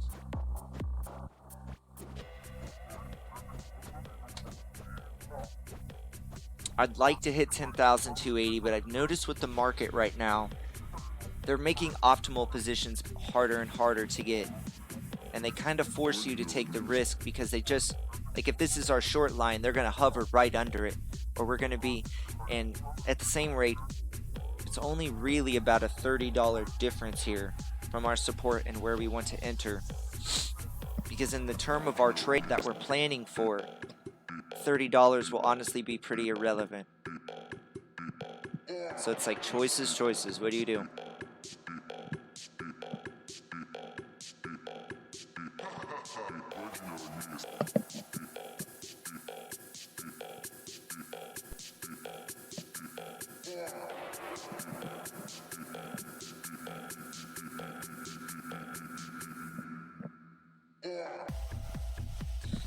Alright, so current price is about 10,247 on Bybit, 10,240 on Bitstamp.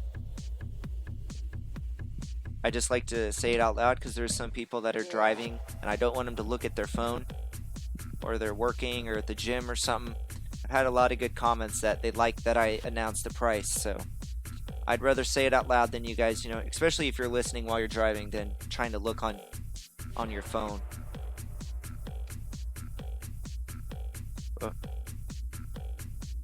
So this is kind of what we're watching for right now.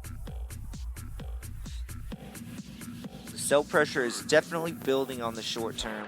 And if you go to your 4-hour and your daily, you can see it even better. We're actually now, this is actually pretty good. We're now on the 4-hour. Ooh. And we're about to have our cross coming soon. I'm telling you, this could be a really nice short. I believe it could be coming to fruition pretty soon. We're about to get our cross. We're showing lower levels of bullish momentum. We've now just peeked our head into the red, right in here. I want to see if market makers push this up a little bit more to get a more optimal price to trap more longs before they really drop the hammer. But we're about to have a negative cross.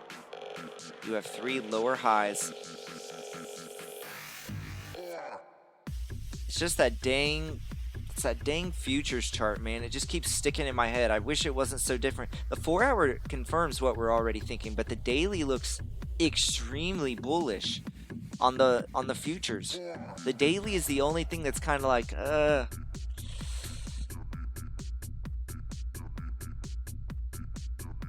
mean, is it popped up here, or can we just not see it? Alright, so I guess market Cipher, you can kind of see it in here.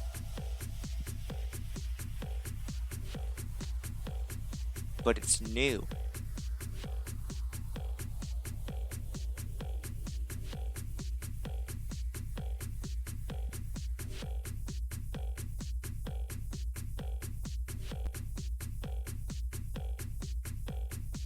So we're just holding steady in price, everyone.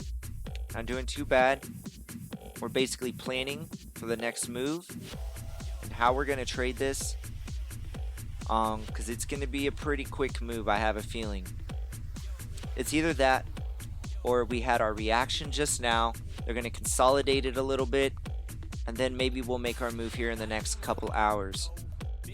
We've already slightly averaged in. We did a very small position of 1,000 contracts. This is not meant to be my optimal position. I just want exposure in case we you know, I didn't have the chance, you know what I mean, if we kept falling below 10.2. I am really looking at the 10,280, 10,300 for my next position, and we will average all the way up to 10.4 if need be. It's Friday the 13th. Oh man.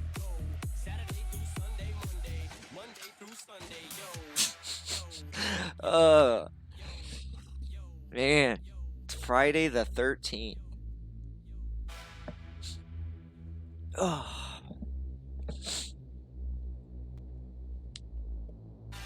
I do know one thing, no. Bitches, they come, they go. I do know one thing, no. Bitches, they come. Our side doesn't look too bad though. On the 4-hour, you can actually see our uprising support.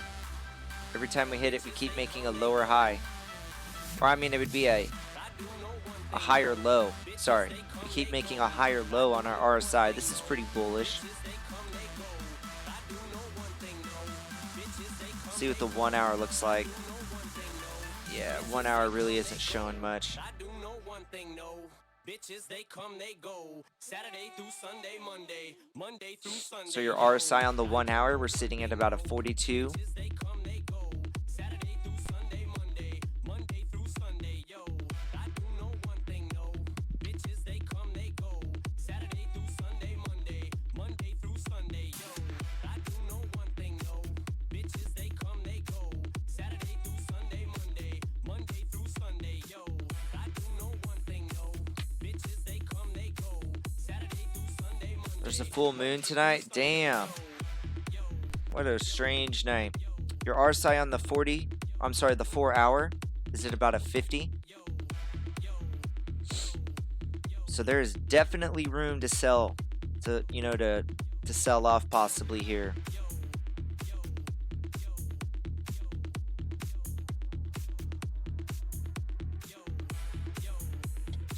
But just be prepared. There's going to be probably a lot of volatility leading up to this line right here. This is the 23rd. This is your backed launch. There's going to be a lot of risk trading up into this. So no matter how confident you are, don't over leverage yourself. We're probably going to have some crazy swings here the next, 10 days until it launches. So just be prepared for this. I wouldn't be a bit shocked if we hit this right, come back down, hit, maybe 10,050, 10,000 or 9,900, and we go back up and test this one time. This would not shock me a bit. So, in all reality, the moment we go under 10.1, I will probably put a take profit at 10.1. So if we continue falling, I will hold a winning position. But if we come back and we get a massive pump from 10.5 or 10,050, I will exit in a nice profit.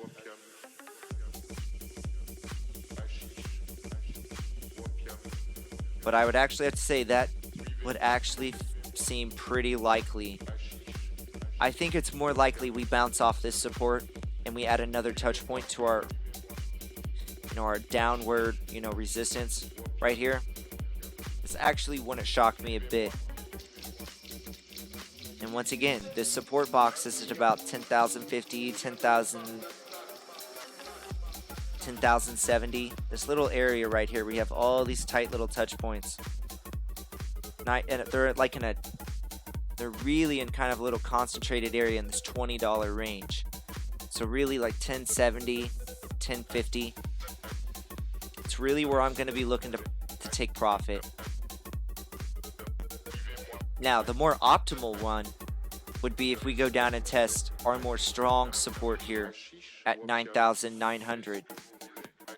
And that, once again, that's why I'm putting my take profit at 10,100 once we break through it. So if we go back down and we test 10,040, 10,050, and then we get a lot of buy pressure off this support, if I have my take profit at 10,100, I'm for sure going to exit this trade in profit. And that also makes it to where, if we bounce, I'm going to absorb the gains, but then we can reevaluate the situation. Because, not to pressure anyone, you don't want to short in this green box or anywhere near it. You're really going to be taking an inherent increased amount of risk because, well, you're shorting right on top of support. That's generally not a good idea. So now you're going to be like, oh, well, why did I short in this support box? Well, it's just not as impressive. This support box only goes back to this, honestly, the last week, really. 10,200 is basically the last stand for Bitcoin right now until this box, the inevitable support test, happens. Now, granted, you do have, so I should reword that. 10,200 is your last major support. You will have your last stand here at about 10,170, 10,180. You can see the touch points here. If we go to the 1 hour, it might actually be a little more clear. Yeah, you can see the touch points here. They're clustering right through here. And this is at about 10,170, 10,180. This is your final stand. But just know, all the safe havens are crashing today. Silver's down, gold is down, and the stock market should be pumping. We'll take a look at it here in 2 seconds. Alright, so I forgot to check the straw poll, so you guys had time, extra time if you missed out, or you forgot to... If you forgot to vote and you voted a little late. Alright, so let's see the results. Alright, thank you to everyone that voted. So we have 75% voted for below 10,050. We had 2 votes for 10,400 or higher. No one voted for consolidation. So thank you for everyone that voted.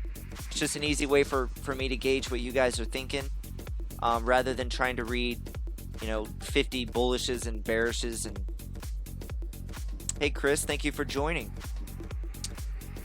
If you want a community that's about supporting you, we have a ton of really smart, intelligent people. We have sections that you can post your charts, your profit logs, so we can support you on your wins. If you like following crypto news, there's just tons of stuff. I highly recommend checking the Discord out. We have almost 200 members now. It's a very active board. We have a ton of people all across the world. It's in the description if you're on YouTube, and it's on the Twitch panels if you're on Twitch.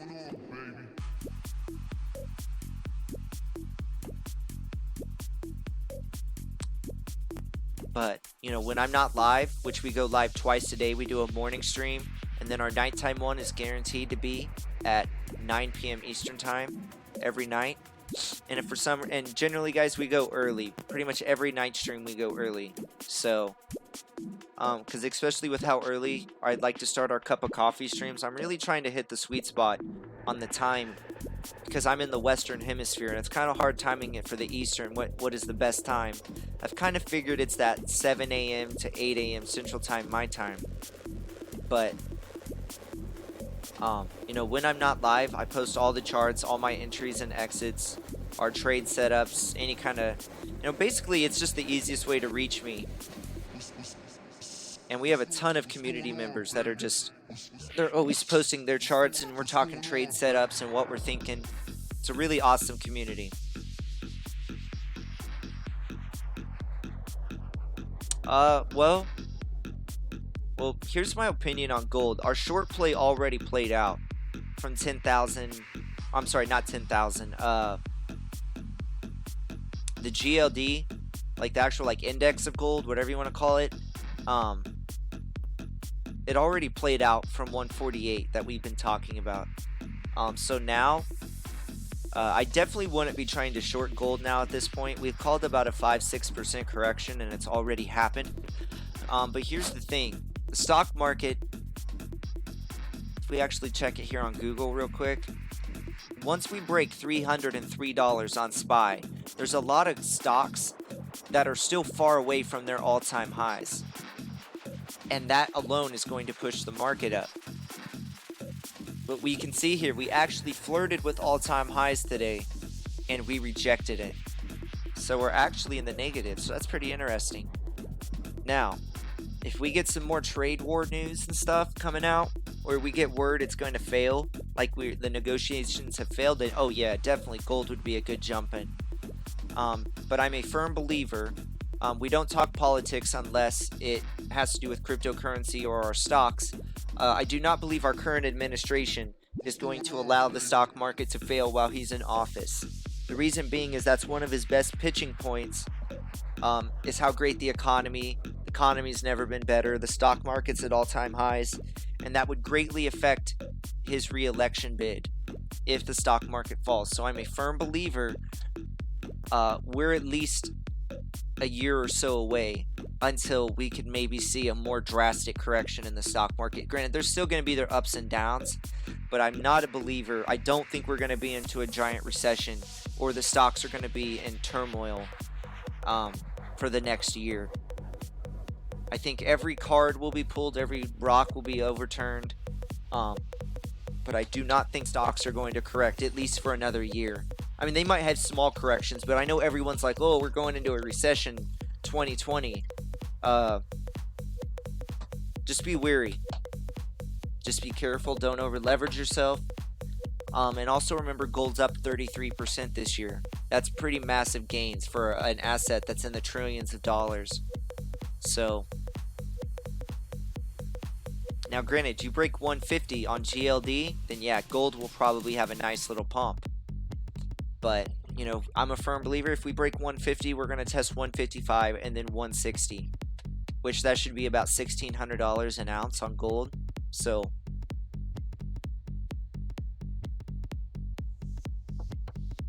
but I do not believe the stock market is going to crash before the next before the next election.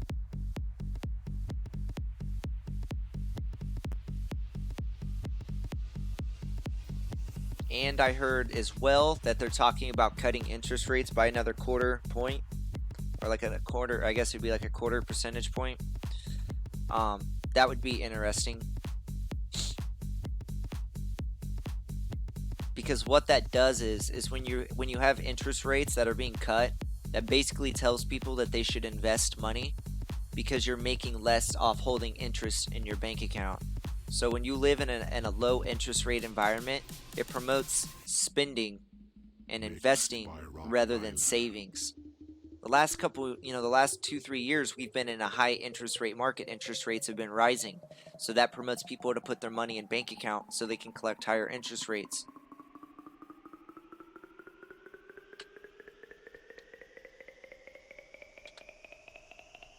So the stock market's flirting with all-time highs.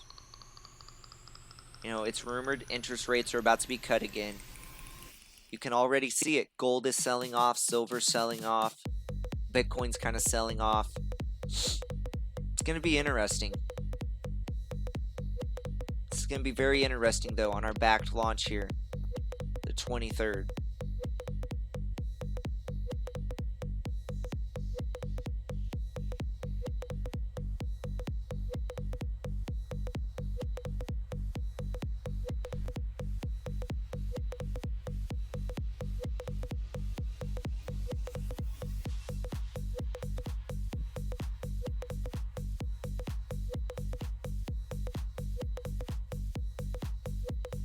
Man, is it already Friday?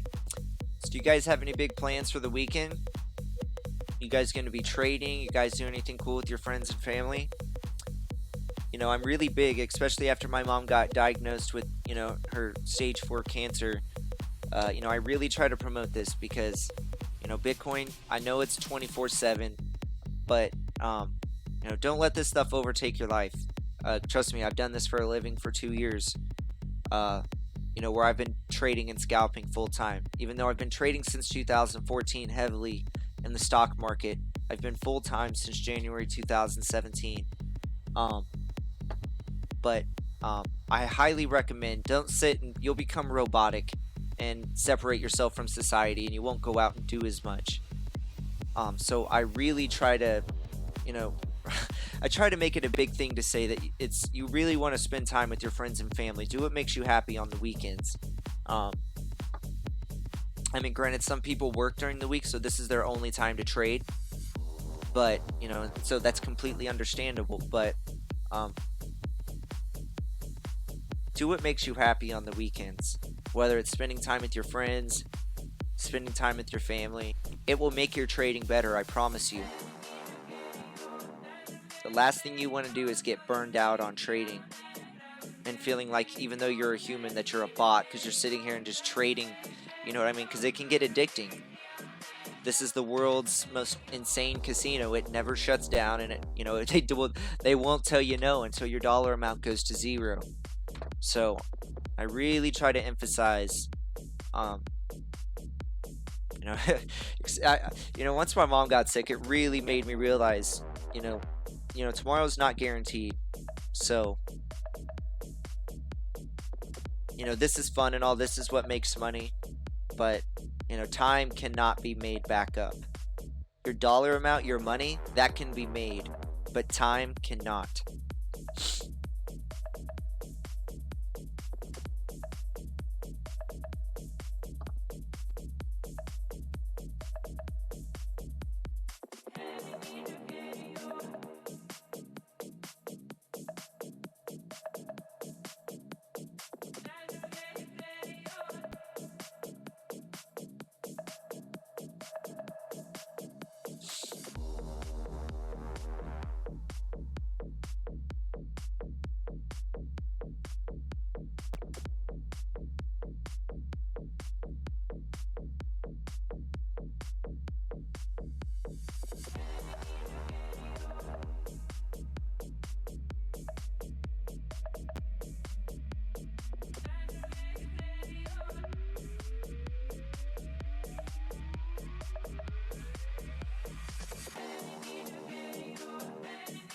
Mike, right? Do you think we have a fake out above or below the triangle?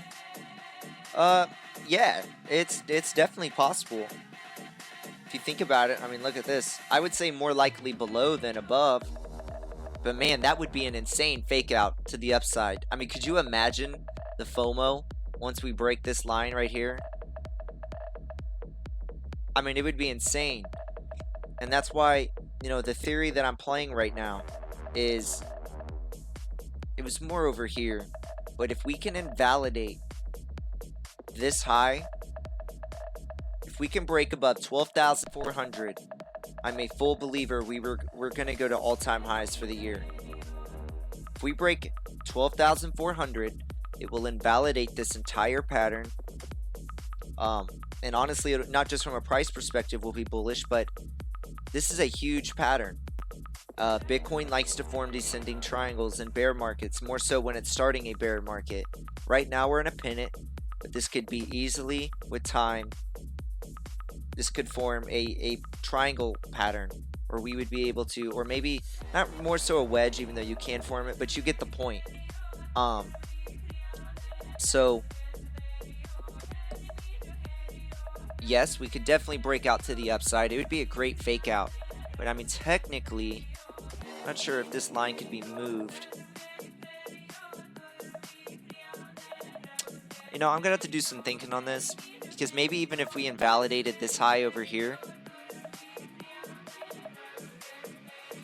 my whole point is if we can invalidate this triangle pattern, that will basically disrupt all this information that we've had from the past, and it will, you know, it'll make it not true anymore. I mean, it's true, but this triangle pattern, it has followed it to a T, this pennant that we're in. I'm still sticking to my prediction. If we break above 12,400, we are going to all-time highs for the year. Not all-time. Like, I say all-time, the yearly highs. Let me be clear on that. We break 12,400 to the upside. I believe we're making the highs for the year, not all-time. But, granted, that we can definitely go up and test it. But, our all-time, or I say, why do I keep saying that? The year for the high, or the yearly high, is roughly, what is it, like 13,900? I apologize, guys, I'm blind, so I have to literally get pretty close to it.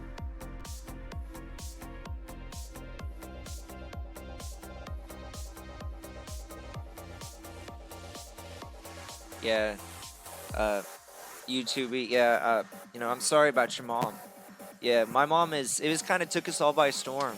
My mom's 42 years old. She never smoked or did drugs, doesn't even really drink alcohol. And just out of the blue, she lost motion in half her body, and we thought she was having like a stroke. And we took her to the hospital, and she got diagnosed with stage 4 brain and lung cancer. And that was really the biggest eye-opening experience in my life.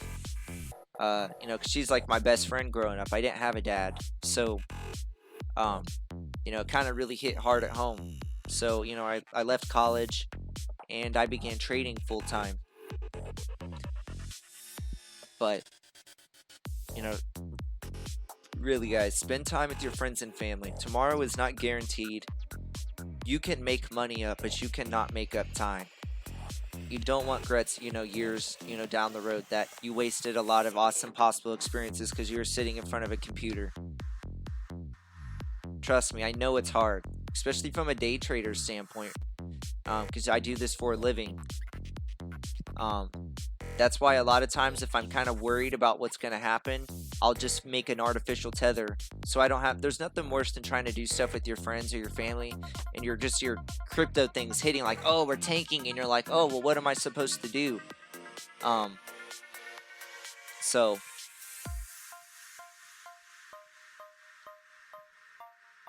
cryptocurrency will never die. It is here 24 hours a day, 7 days a week, 365 days a year. But one thing is not guaranteed, and that's tomorrow. So, you know, that's my little rant on that. But I promise in the long run, it will make you a better trader. Sometimes the best thing to do is to step away from the computer, take a breath of fresh air, go outside, go do something, I go hang out with my dog. I'll take him to the dog park. We'll go for a ride. But I'm telling you, it's a good trading technique that I found out, and it has nothing to do with actually like trading. The psychological aspect is very, very important in trading. Not just sitting here in front of the charts, but even just taking a step away from the charts. Go watch a movie. Go, do what makes you happy. I promise, though, in the long run, you don't want to get burned out with this, and it will happen. The best thing you can do after a losing trade, especially a losing trade, is to try to jump in a position and double your leverage to make those gains back up even faster. That's why if I have a bad trade, I'll go out, which I mean I don't have really bad trades because I put pretty tight stop losses and I have a trade plan for every situation.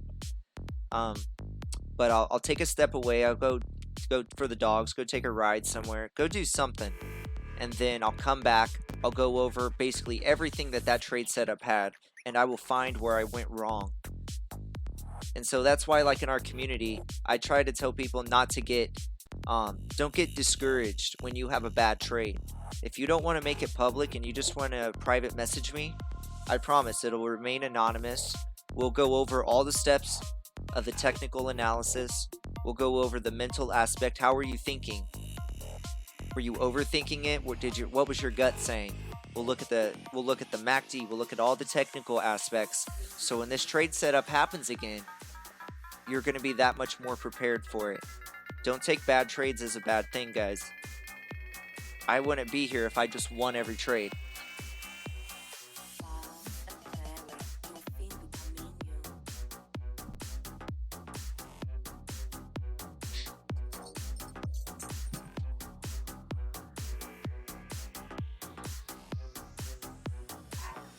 Hey, Mark Lassen one. Thank you. Hey, I appreciate it. How you doing, Martin? But I just want to make that a known thing, though, guys. We have an amazing Discord community, and we're there not just for technical analysis. You'll remain anonymous, but if you have a bad trade and you're kind of feeling down on it, don't let it eat you up. We'll talk about it, and so next time it happens, you'll be just that much more prepared for it.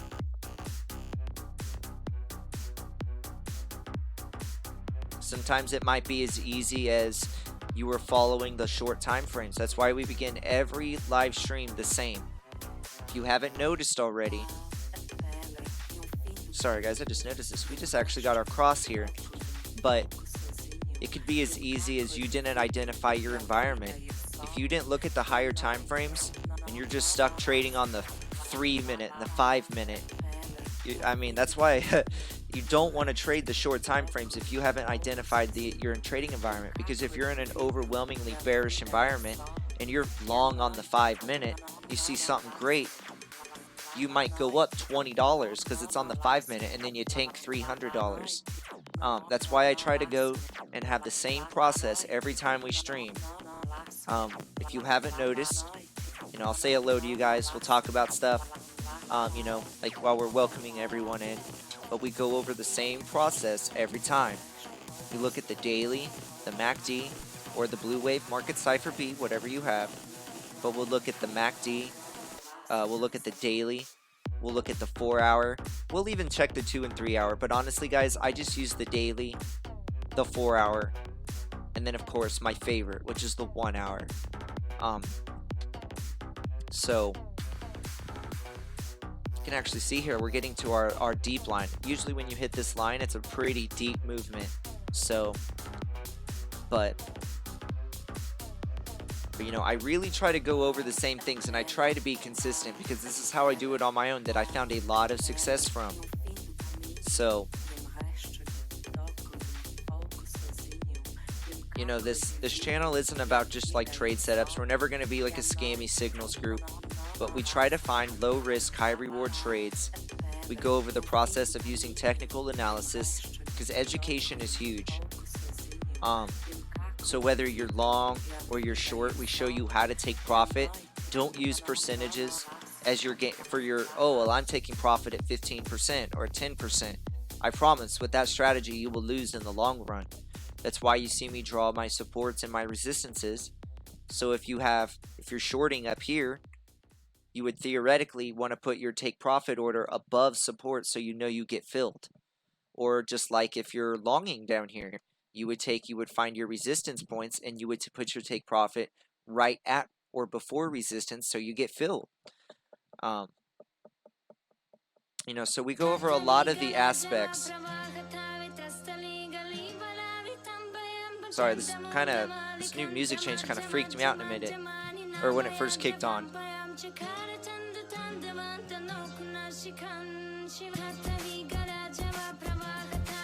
So I gotta turn this down. Might have to change the soundtrack. Alright. Well, no, so artificial tether is, it's exactly how we explained it. So like on this account, my small little streamers account, we had about 9.5 Bitcoin. If you use 10x leverage, and let's say I did my 1,000 contracts, just like I did, we shorted roughly 9.5 I guess it would be, let's just make it easy, okay? Let's pretend Bitcoin was at 10,000 and I shorted exactly 0.1 Bitcoin, 10%. Since I used 10x leverage and I owned 10% of Bitcoin on my streamer's account, and I shorted 10% of Bitcoin, I was long.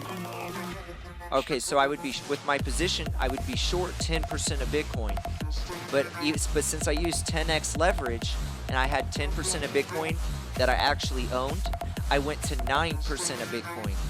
So I'm only really, there's only about a 1% spread. So I'm long 9% Bitcoin because I shorted 1,000 contracts with 10x leverage. So I'm basically long 9% Bitcoin and I'm short 10% of Bitcoin, so 0.1. I know that's kind of confusing. Let me see if I can write this down.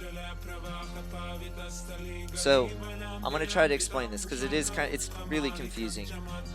So pretend I had no trade, okay? I have 10% of Bitcoin, so 0.1, okay? We're pretending that Bitcoin's at $10,000. All right?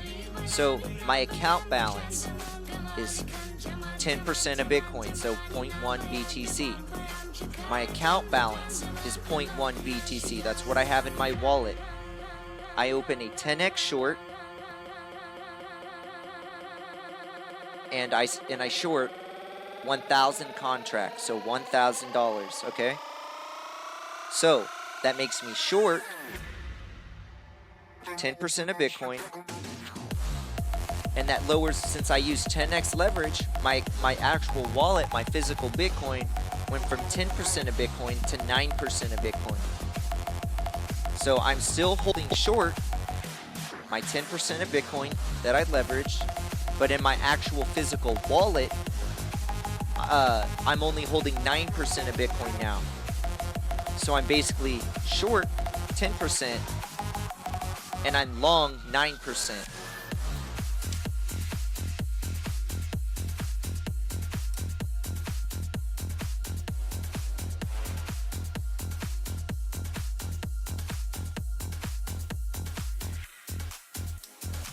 Like you can see here, my available margin on my streamer's account were about 8% of Bitcoin. My short that I did, I'm short like 9.8, so let's just say, so just under 10%. So I'm basically long and short at the same time. And the margin is so close, it's the difference. I'm not really going to lose much on any, but this gives me the flexibility that if we start pumping, I can average in my position much better. That's why I use 10x leverage, and I do it in increments of 5 to 10%, but up to 30% of my portfolio that I have. So that 30% position could be 3 10s, could be 4 5s and 1 10. You know what I mean? And I only really use 30% if I'm really confident in my trade. I really hope that's not confusing. I might have to do like a static video on it, but it's called artificial tether. When you're on an exchange and you don't have tether or USD, you can create one artificially till you figure out the best move, and you won't accumulate as, you know, the losses won't be as bad.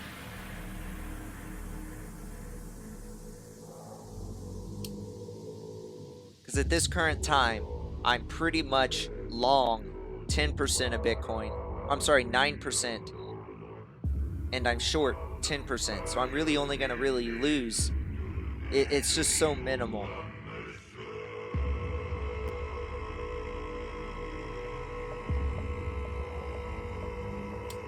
Yeah, Martin Rand. Yeah, it's pretty slow. I told you guys should be just prepared for it. Every single time I go live, Bitcoin will stop in its tracks. What are we listening to?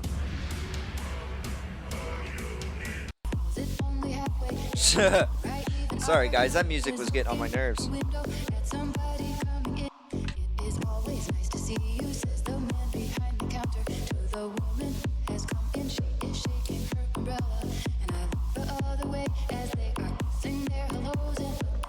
Alright guys, I'm going to leave this up. I have to go use the restroom, and I'm going to get another pot of coffee started. I've had like 4 cups of coffee, and it's just seriously just hit my bladder now. I got to use the restroom. So I'm going to put this in full screen mode.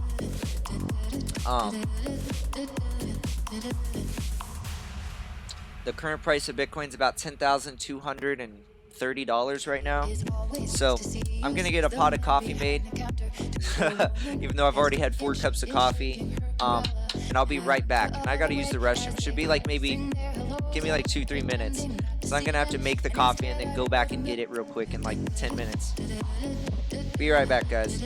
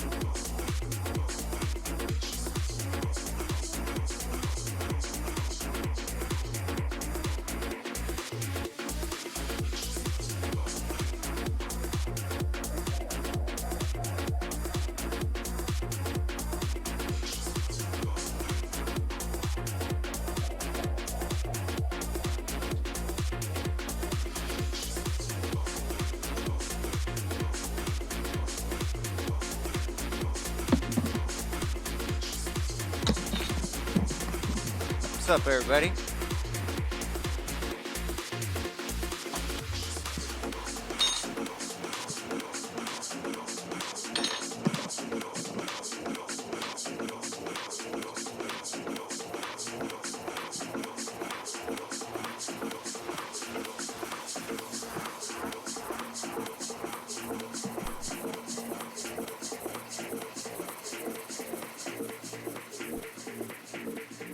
Is the music too loud? I have it literally lower than...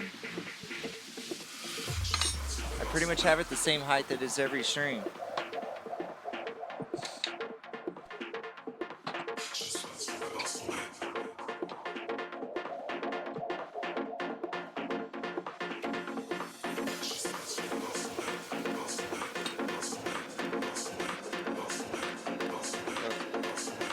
So current price is 10,223.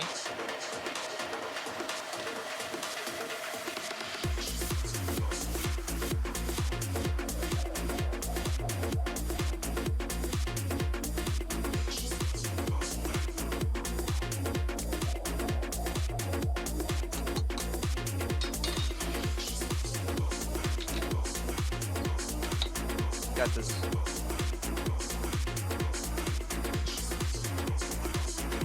Maybe it's because the album changed. I changed the album, so I say that it changed itself. Maybe that's it. Yellow cross 15-minute chart.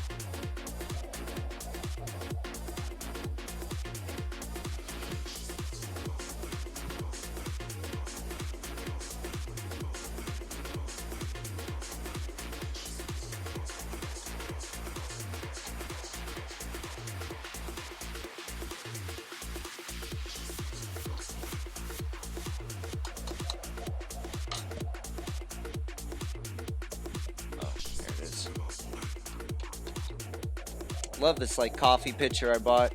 Thing can hold like 5 cups of coffee in it. You just like, it's more of like an old time coffee maker, but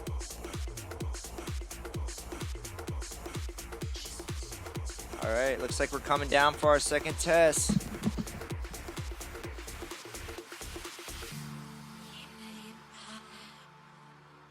So we can check our short out. Yep, we're up about, it's not that much, about 2.5%. But once again, we're not really making much gains because I haven't had time to average in higher. Because right now, we basically are right at an artificial tether.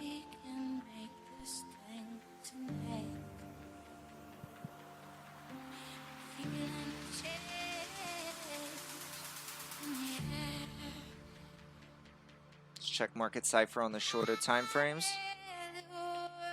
Basically just coming down for this second test.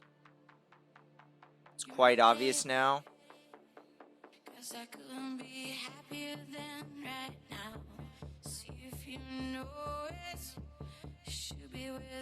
I'm going to move this down to 10,200. And then we're going to pull this down to our last stand mode. This is the yellow line that we drew right across the tops here. This is our new support box. So now it looks like we have flipped the 10,250, 10,260. It's now resistance here.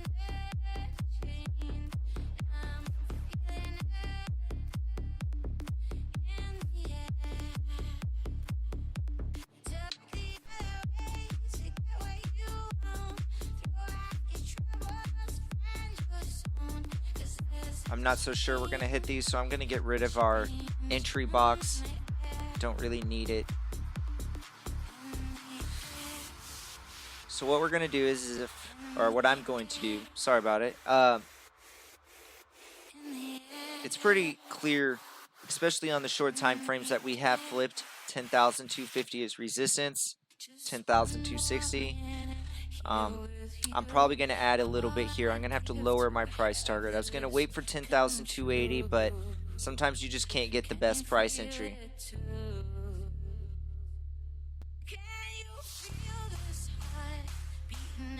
Good deal.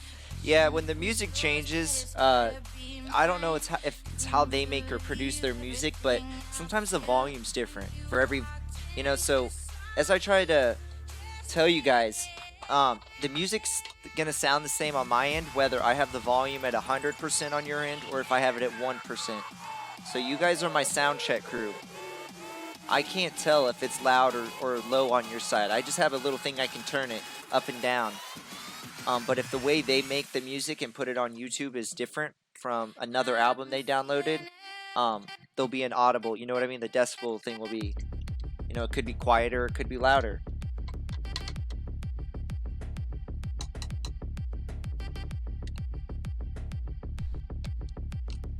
Alright, looks like our coffee's ready.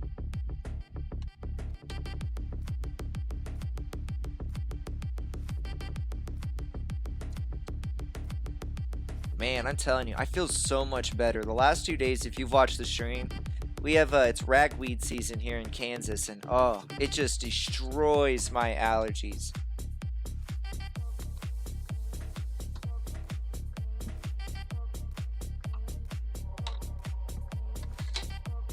Alright.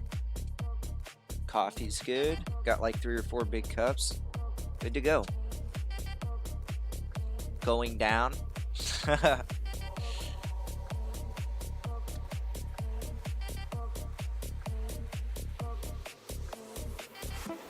Yellow X on the 15-minute. Hey, at least you got out or you know, break even though. Sometimes that's the best thing, you know. But generally, that's why we like to talk. I try to be really adamant about the supports here, because you know we have been talking about the 10,002, 10,250 support. It's really not a good idea to short into these boxes. I mean, granted, everything is by a case by case. You know, every dump is different and unique, but like down here, if you miss this short, I'm not even saying you're going to miss out, but if you don't short, if you haven't shorted anywhere in here, I would not, I mean, this is just my personal opinion, but if you look at this box, we zoom out here on like the 2 hour. Let me tell you something about Coke. We're always back on this song. We always somehow find it. It's nice. I would not be looking to short in this box right here. Do you know the feeling when you fuck on cocaine? The lower risk short is anything below 10,500.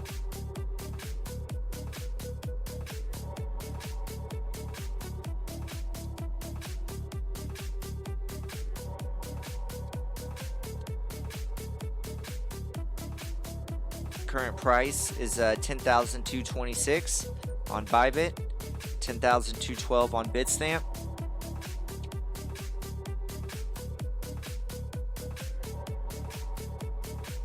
Do you know the feeling when you fuck on cocaine? Good job, Eddie. Yep. Cocaine. Yep. You know, that's why, you know, the psychology part, it can get a little nerve-wracking. I'm just glad we didn't, you know, continue going down or up, you know, because that would have made the short, you know, even hurt worse. And that's honestly why I do like a lot of DCing and I try to talk about it, because it really is, you know, because honestly, even if we go back up to 12.5 right now, I'm really not going to be sweating it that much.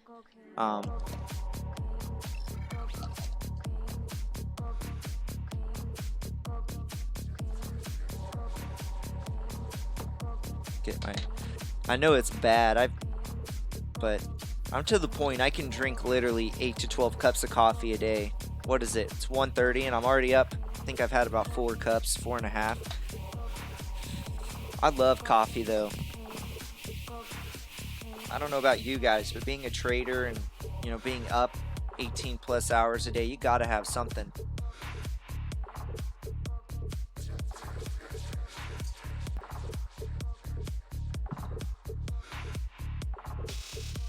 Got my dose of Kratom, and we are good to go.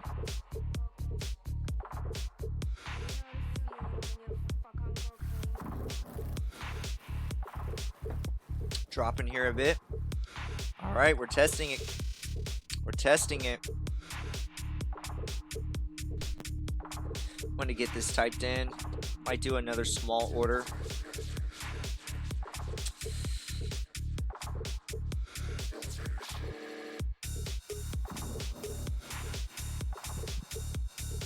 10,200 on Bitstamp, 10,210 on Bybit. I hate the increments that Bitstamp goes in. I swear it's not fluid. You don't go up like $2, $3, $4. It's like doing $15, $20 jumps in a half a second.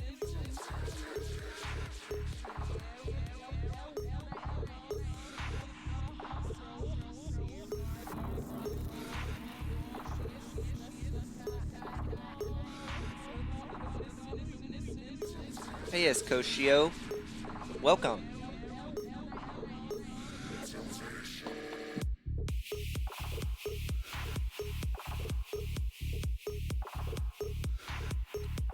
Also with the aggro cap, the 3 hour, you want to make sure that you're not using the because I didn't find out the hard way. I just missed out on my entry. The hike and ashy, you don't want to be on that apparently. I guess you want to be on normal candles if you have aggro cap.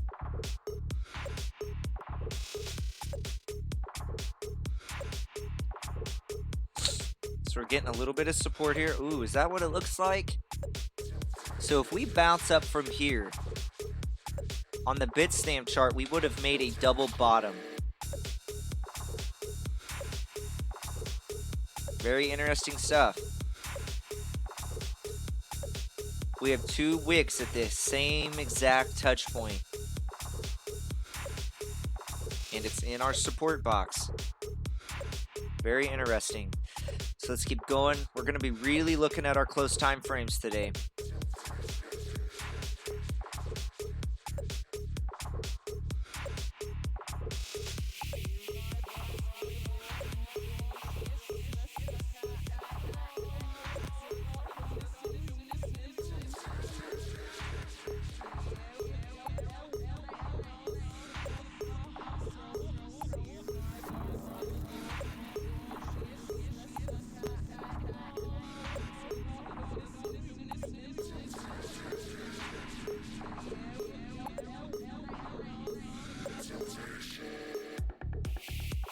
Getting a nice little jump now, 10,000 to 15.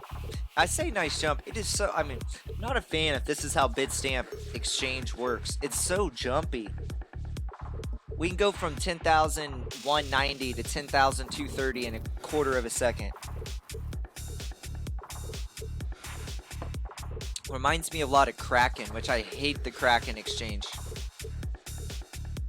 Prefer Coco.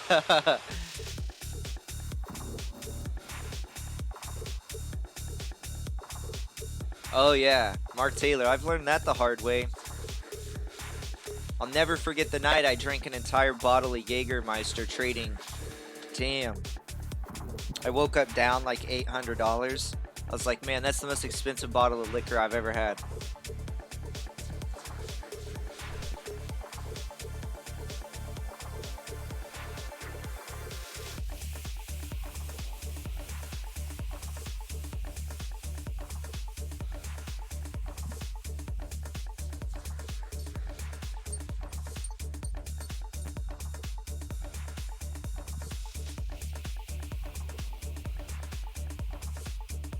See what the AggroCat V1 is showing. We'll take a look at it.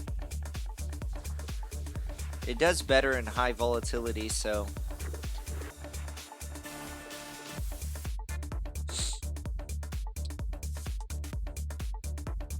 the 3 hour still holding strong from our short.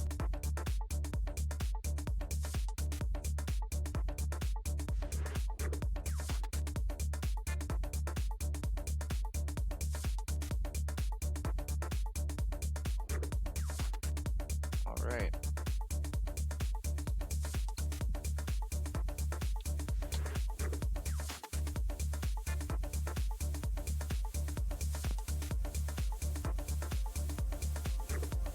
So you popped short here at about 10,900. You didn't confirm it until about 10,400. So this would be your DCA line. This is the AggroCat V1.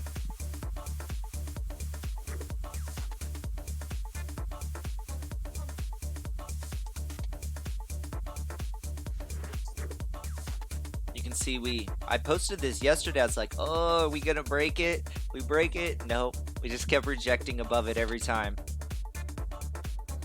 Jägermeister best, yeah.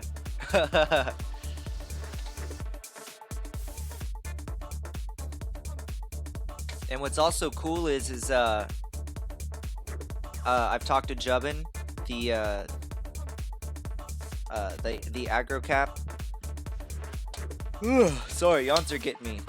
But the King's Knights package that we offer, basically the thing that's replaced Patreon, it's now going to come with the V1. It's just going to be the V1s.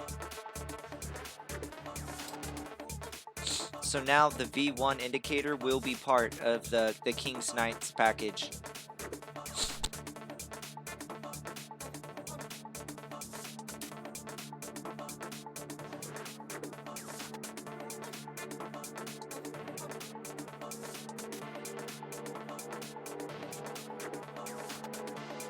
Wow, look at that. Boom.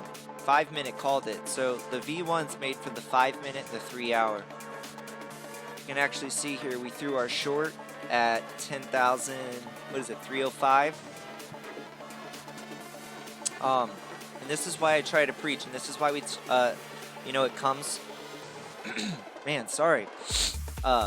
This is why we teach technical analysis and why you need confirmations for your signals. These signals, especially the scalper, the 5 minute, you need volatility. And we were trading in a really tight trading range for quite some time.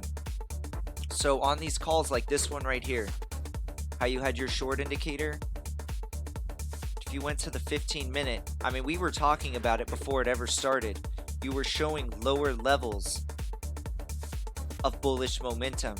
And then when you popped your signal, that was your key to jump in. Even with Market Cipher, don't just jump in blindly.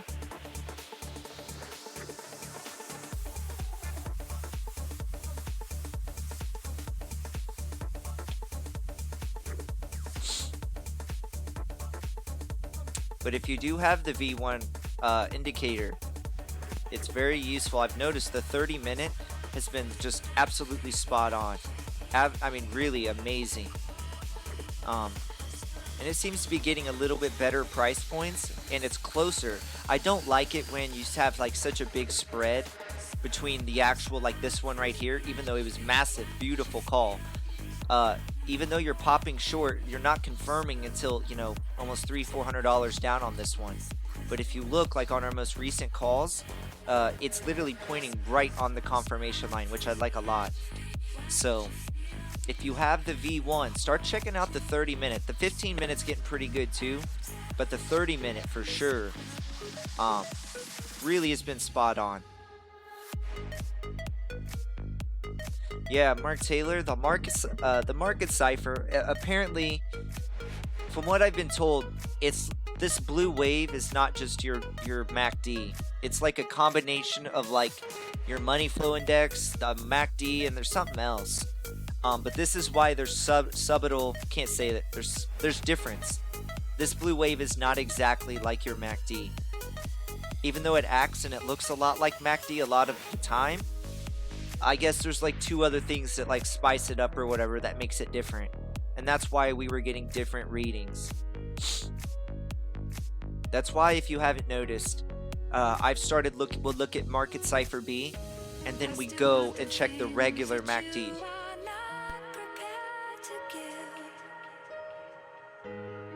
So you know, that's why I'm really trying to show you guys, and I made a video on how to read the MACD. Because if you can have Market Cipher pointing you in a direction, and then you can go confirm it, these indicators they're not just there to help you gauge what's going to happen in the future. They should be there to help you confirm what you're already thinking, your thesis that you're building. You know, we've been talking about how we've been looking bearish all morning. We just had to wait on it. We actually started talking about it last night. You finally popped your short signal this morning. You saw right here you had your lower levels of bear or bullish momentum. You popped your short. That was your key to jump in. Yeah, there's smoothers. Yeah, I've gotten some different answers, but yeah, there is a difference. So this blue wave is great at identifying your environment, but it is not solely just the MACD. So that's why we look at both. We get confirmation between them both. And honestly, I think it makes us just that much better. Our calls. When you can have an equilibrium between your calls, things are, you know, kind of thinking in the same direction. It's just that much better.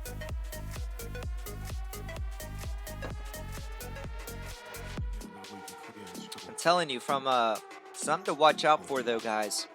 On this dip we just had, it looks like we formed a double bottom. We're gonna have to confirm it on the higher time frames, but that's definitely a double bottom. I mean, they're right on the head. 10,200, 10,195.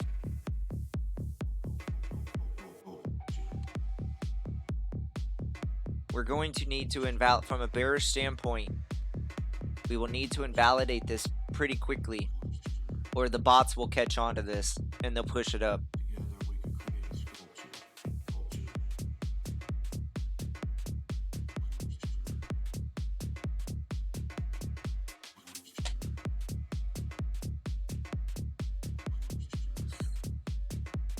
Ugh.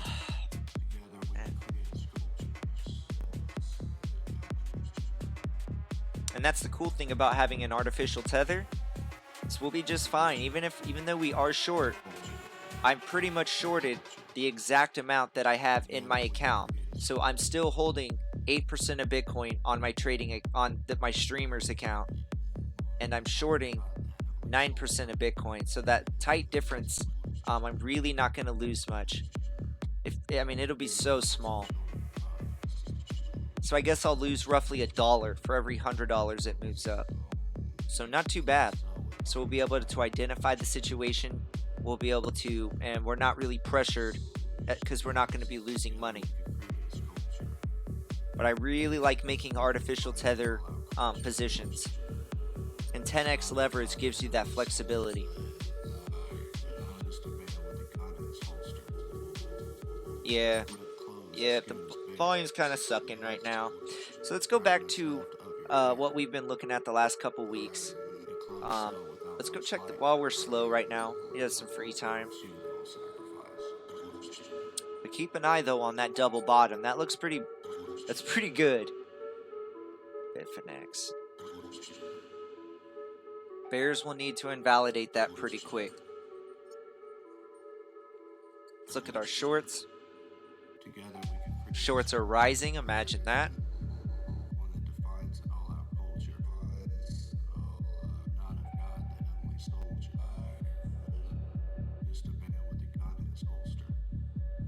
So shorts are having a nice little uptick right now. I mean, we're falling in price, so you can pretty much guarantee shorts are going to be piling in. Now let's take a look at our longs.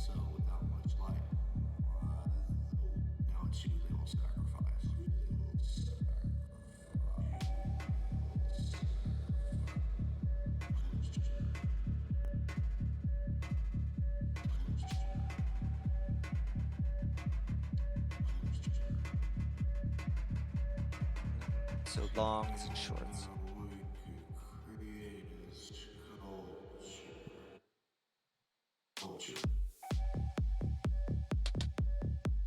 I was gonna see if it was gonna work, but alright. So here's your shorts. Today alone you're up about, shorts are up about 4%. If we go to our longs.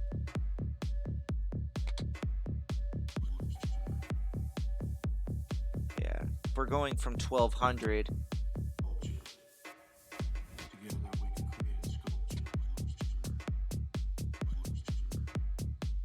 Going from 12.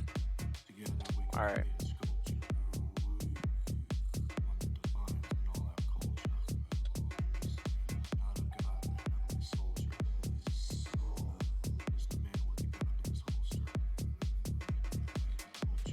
Okay.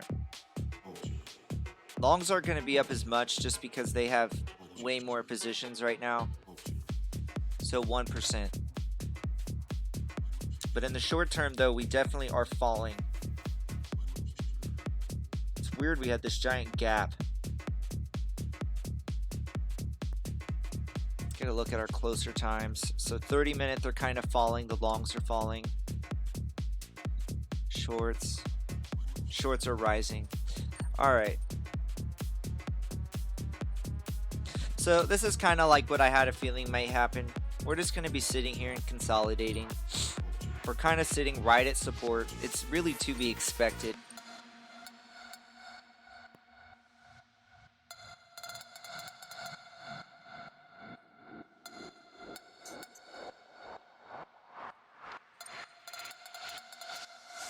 Wonder if we can draw anything. I've really been trying to find correlations in the short chart with actually using technical analysis.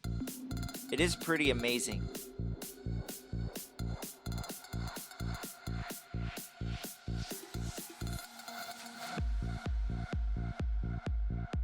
Because you could see here, you had your high and then a lower high, and then you popped your buy signal and the shorts went off. You really can use the MACD and market cipher, and it will literally tell you when the shorts or the longs are about to pile in. It's crazy. You know, just like right here. You had a high and a much lower high. If you go to the middle of this blob, where are you at? Boom, right before they drop. It's really insane stuff. I would have never thought you could use technical analysis to see when people are going to be opening longs or shorts. Ugh. Drop my pin. So, current price, 10,225 on Bybit. See if we can look at this from a long standpoint. See if technical analysis. We're pretty flat here. Now, 15-30 minute doesn't look bad though. Interesting.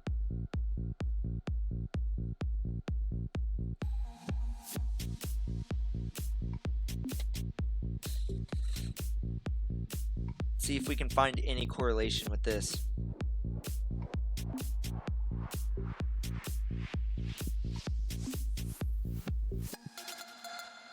Not as much. Not as much. Definitely.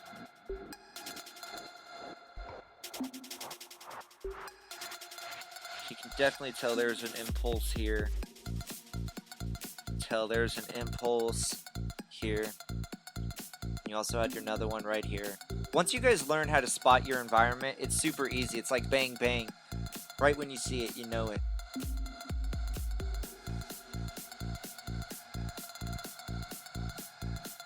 This move wasn't as big.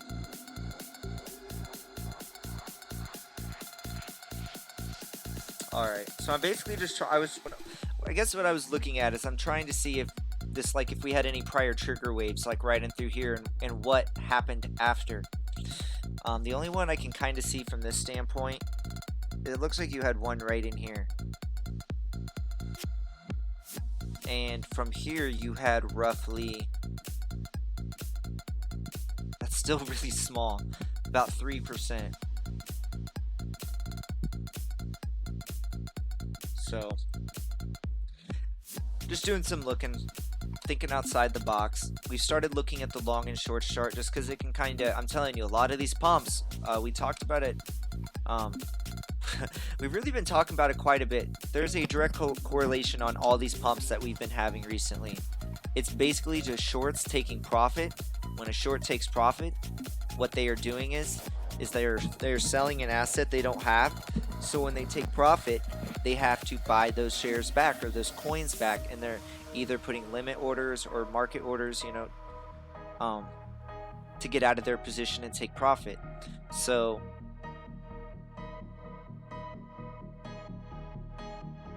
these last couple pumps, you'll see the shorts dropping off. They're taking profit, so they're buying back into the market, and then they're basically just waiting to re-entry for another entry, and then they re-short, rinse and repeat.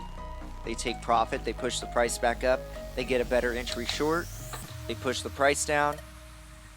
Once they have it where they like it, they take profit, they push the price back down or back up, and it's just, they just keep redoing the process over and over.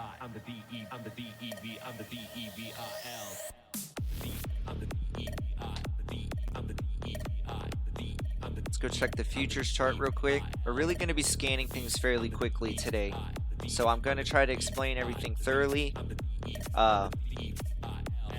Because we're kind of at a critical point right now and I don't want to miss this.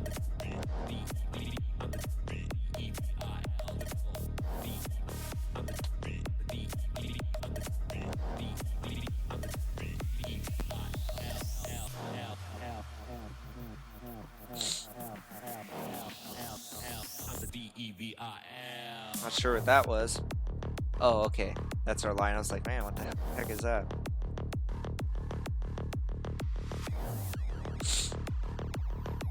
Kind of freaked me out there for a minute. We were looking at futures. I was like, 10,280.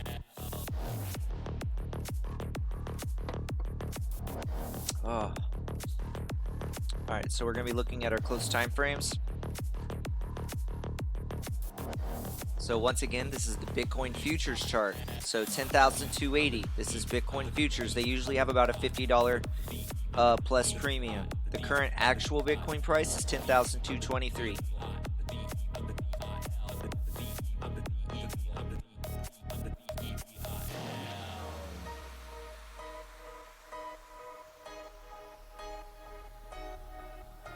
Your money flow is gaining more in the red. You're getting stronger with time. This is your small time frames though, so let's not put too much into that yet. You're starting to pop your head out here in the red on your 30-minute.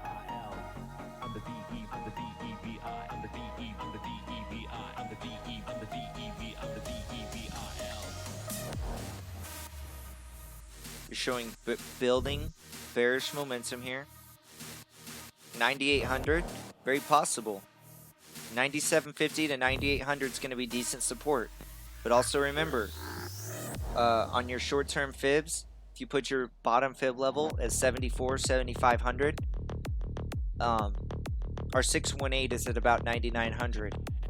So once we break, if we break below 10,000, I will be putting a take profit order. So like, let's say we shoot down and we touch 9,950. I'm going to, well, at first I'm going to put my order at maybe 10,000. I really want to make sure I don't make the mistake I did last time, where I shorted it like 10.3. We hit 9,900 and I put a 10K take profit. We literally tapped it and then went down $400 more. So I'm thinking what I'm going to do is once we break well below, like we break below 10,000, I'm going to put a take profit at 10,050. So if we go back up, we tap 10,000 and then go back down, I don't get filled, so I can keep absorbing the gains on the downside. But just know we're probably going to have a bounce somewhere between 9,750 and 9,900. Somewhere in that area, we're going to have a nice bounce probably. Or it's at least where we're going to start consolidating again. What's up, G Money Bags? How you doing?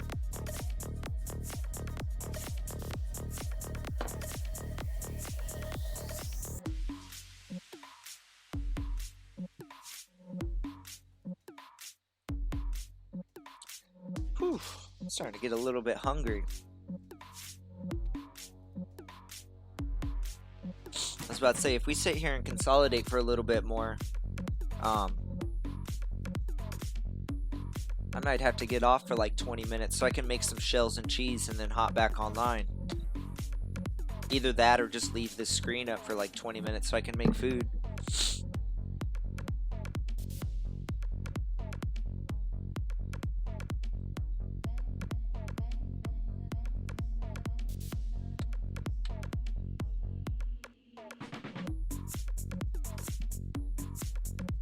I have this stupid thing, like if I don't have sugar by a certain amount of the time, like I start getting like lightheaded and shaky. I think it's called like hyperglycemia or whatever. It sucks.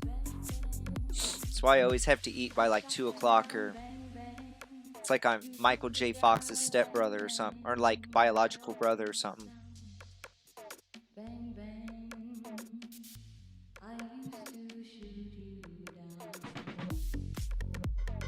100 simple.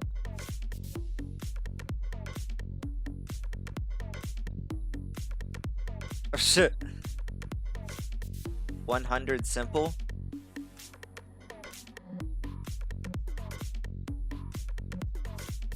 I don't use the 100 simple. I use the 13, 34, 100, and 200.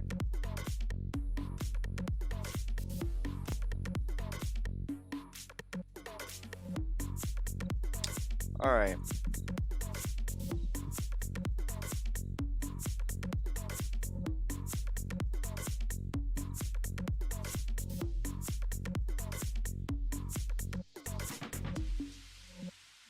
Alright, so looking at the futures, we're not really seeing anything different. There's nothing that's really sticking out. The only thing this is the only thing that's like making me a bit nervous on my short. Which I guess nervous is the wrong word. It's more or less has got me thinking. We've talked about it on our Discord channel. You don't see this on your normal daily, on your physical, your actual Bitcoin asset. You don't see, it's basically, this is what I'm talking about right here. This is technically a very bullish indicator.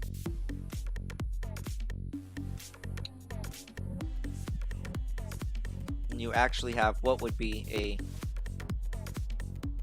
sorry guys, I'm not an artist, but this would be your trigger wave.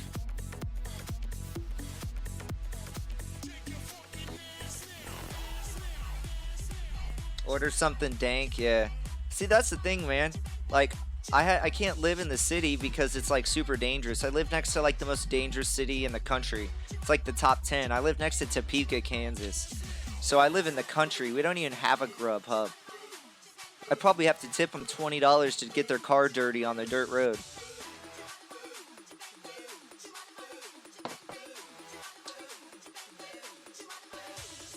Dude, we have some of this like, I picked some up at the store last night. It's this queso, blanco, shells and cheese. I'm from the Midwest, man, so I can eat ravioli, dude. I love that stuff. Like the Chef Boyardee. I don't care how rich I get or whatever. It doesn't matter what happens in my life. I will still eat peanut butter and jelly sandwiches. I'll eat Chef Boyardee. But I got some of this queso, blanco, shells and cheese at the store. Stuff is so good. Feel like such a fatty, but I can literally eat 2 of those whole cases to myself. They're so good. I love shells and cheese. It's so much better than regular macaroni.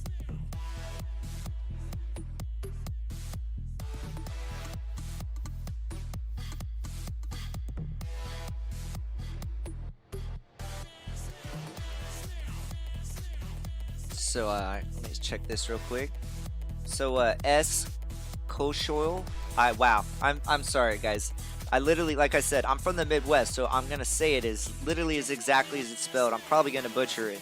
And if I'm saying it wrong, please let me know. S Koshoil, Chris Swoop, and Puga Mall.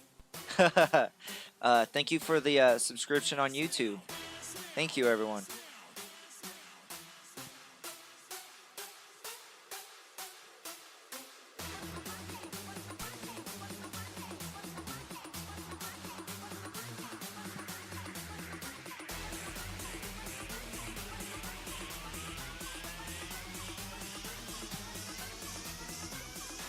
Current price is 10,230 on Bybit. Your future, it's funny, your price on Bitcoin's actually rising a bit here and your futures are dropping a tad.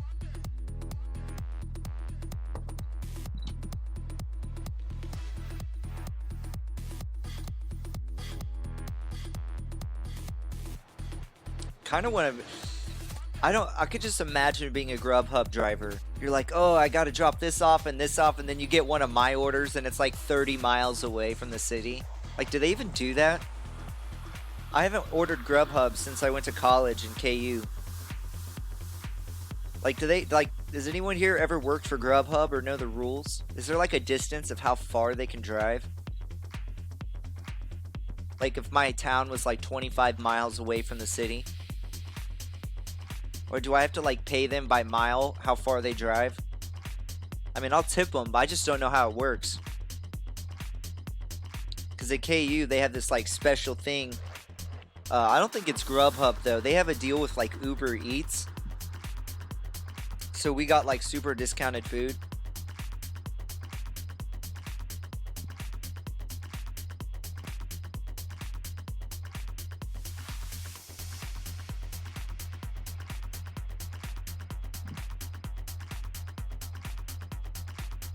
$100 simple. Yeah. Let's look at it real quick.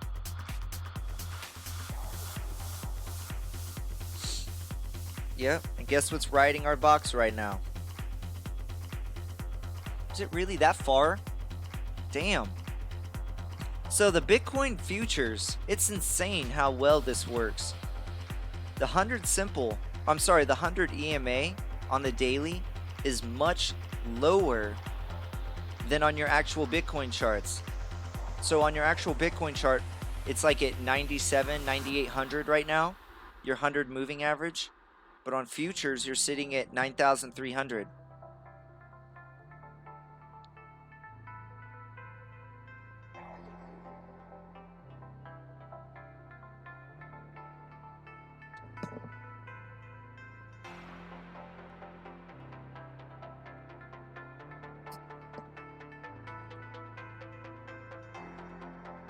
Yeah, I don't know. I don't watch the news, to be honest.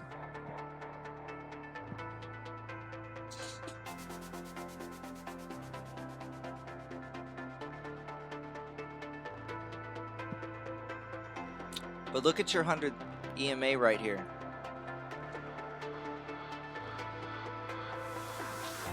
You're sitting at about 9,330. So if we go to our Bitstamp chart, so remember, 9,330. Go to Bitstamp, go right back here. What do you see different? Instead of 9,330, we're sitting at 9,821. It's a drastic difference from the normal chart, so it's really going to be tricky the next couple weeks predicting this dip.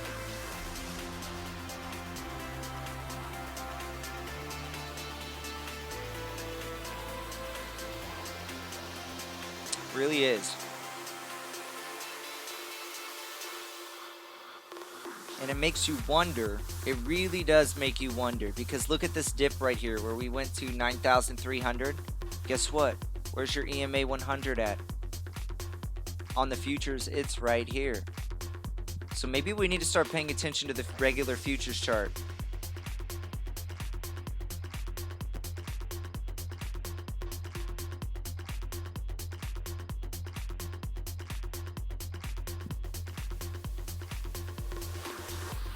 Really something to think about.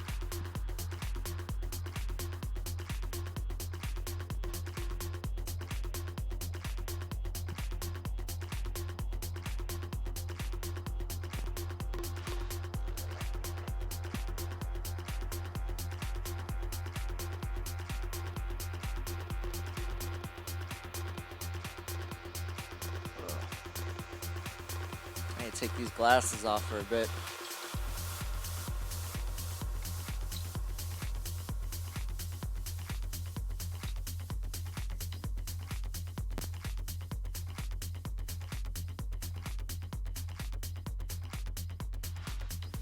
What's up, Aggro Capital?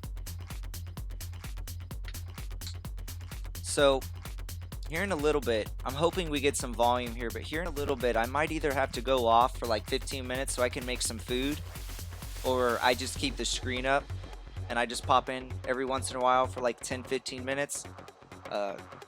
Starting to get the shakes pretty bad. I have this stupid thing where I have to eat sugar or I start shaking if I don't eat by like 2 o'clock.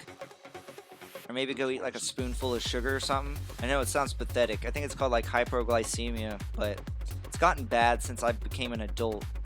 Like if I don't eat anything and I've been up for like 7 hours, especially like if I don't have something with sugar, it's pretty bad.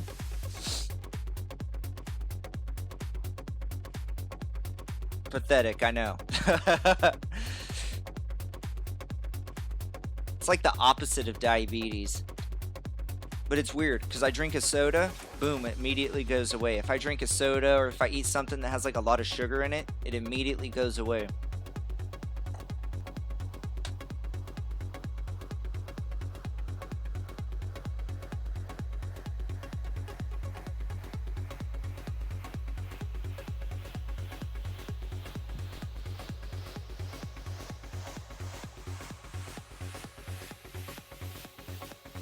current price is 10,220 on Bybit, 10,208 on Bitstamp. And I'm guessing your futures are probably around 10,260. There's usually about a $40 to $50 premium.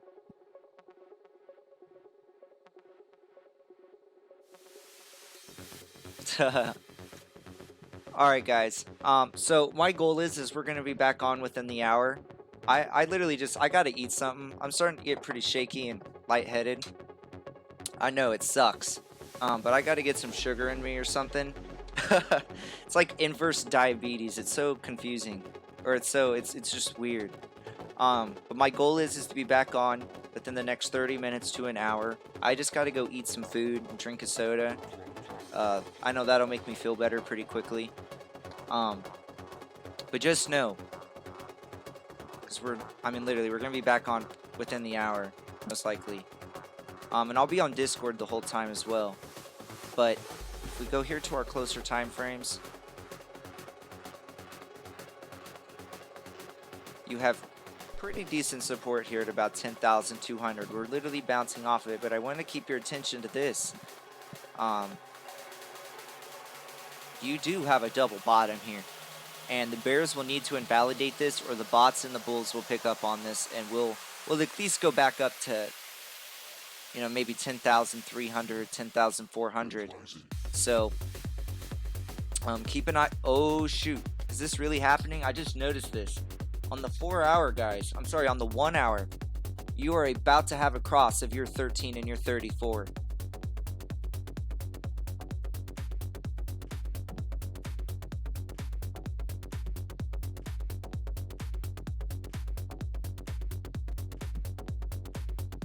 Should get checked out for diabetes. I probably should, but it's weird. Like, aren't you not supposed to have sugar with diabetes? Because like mine is without sugar. Like if I don't eat, especially something with high in sugar, I start getting like extremely lightheaded and my ears start ringing. I don't know, it's just weird, and I get extremely shaky, but I have to eat, and it has to specifically have sugar in it. If I don't have it, I just start getting like horrible shakes, and it's like I don't know, like disoriented. It's super strange. I've had this for the last year. It's gotten much worse since I became, you know, it started when I was like 23, 24 years old. But it's gotten much worse the last 6 months. But the moment I drink a soda, it goes away. Like the shakes stop. I'm not lightheaded. It's weird. But once again though, you have your 13 and your 34. This will have a bad reaction. I'm telling you, you can see how we rode the 34. You will have a pretty negative reaction when this crosses, if it does. Remember when we were talking about at 10-2? Or I guess it was our prior run-up when we had our cross of our 13 and our 34. And we had this nice run-up. Well, we're having it inverse right now. So your 13 and your 34 are about to cross on the 1 hour, sitting above major support at 10,002.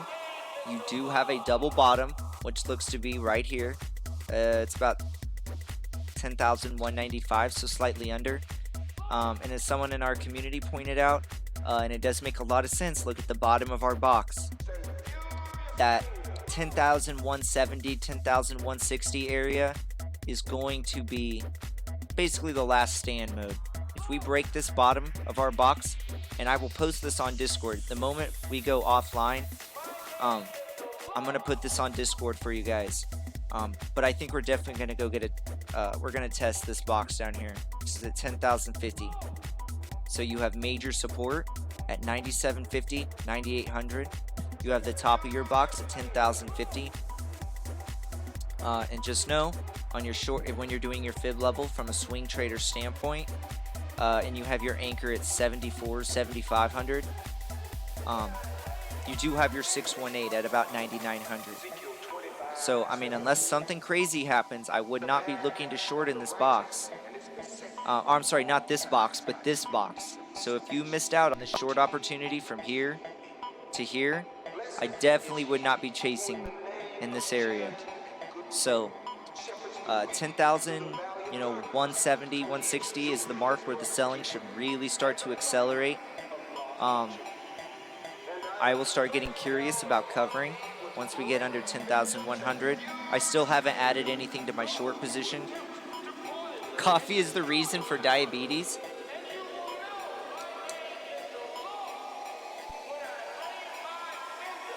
Oh, that's not good, man. Yeah, I should probably look that up. I should probably go to the doctor.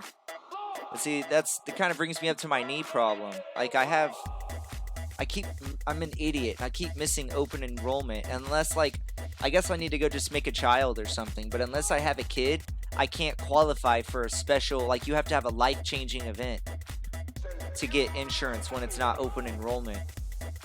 Because I'm never sick. Like, I literally haven't had the flu in like 6 years, 5 years.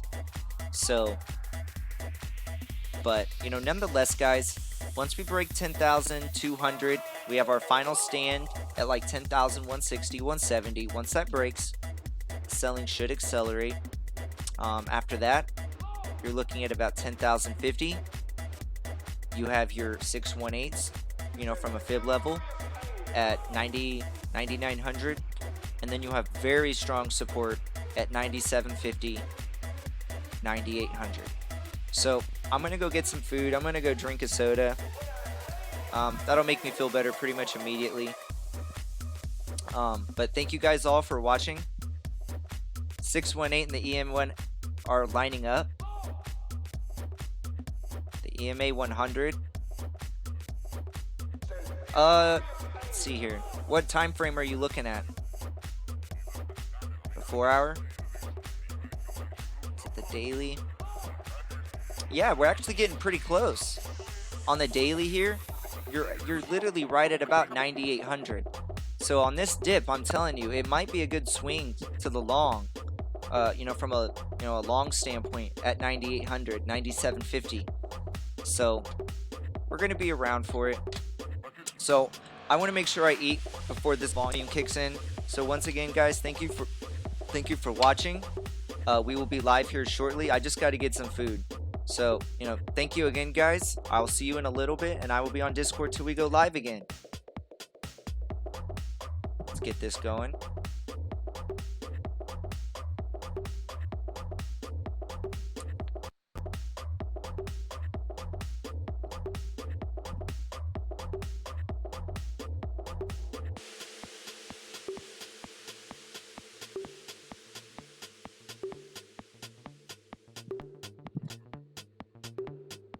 Hey, Christopher. Yeah, for sure. I'll hit you up on Discord.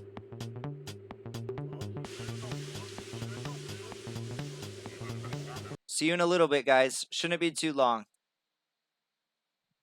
Don't eat pasta. I'm literally just about to eat mac and cheese. See you in a little bit, guys.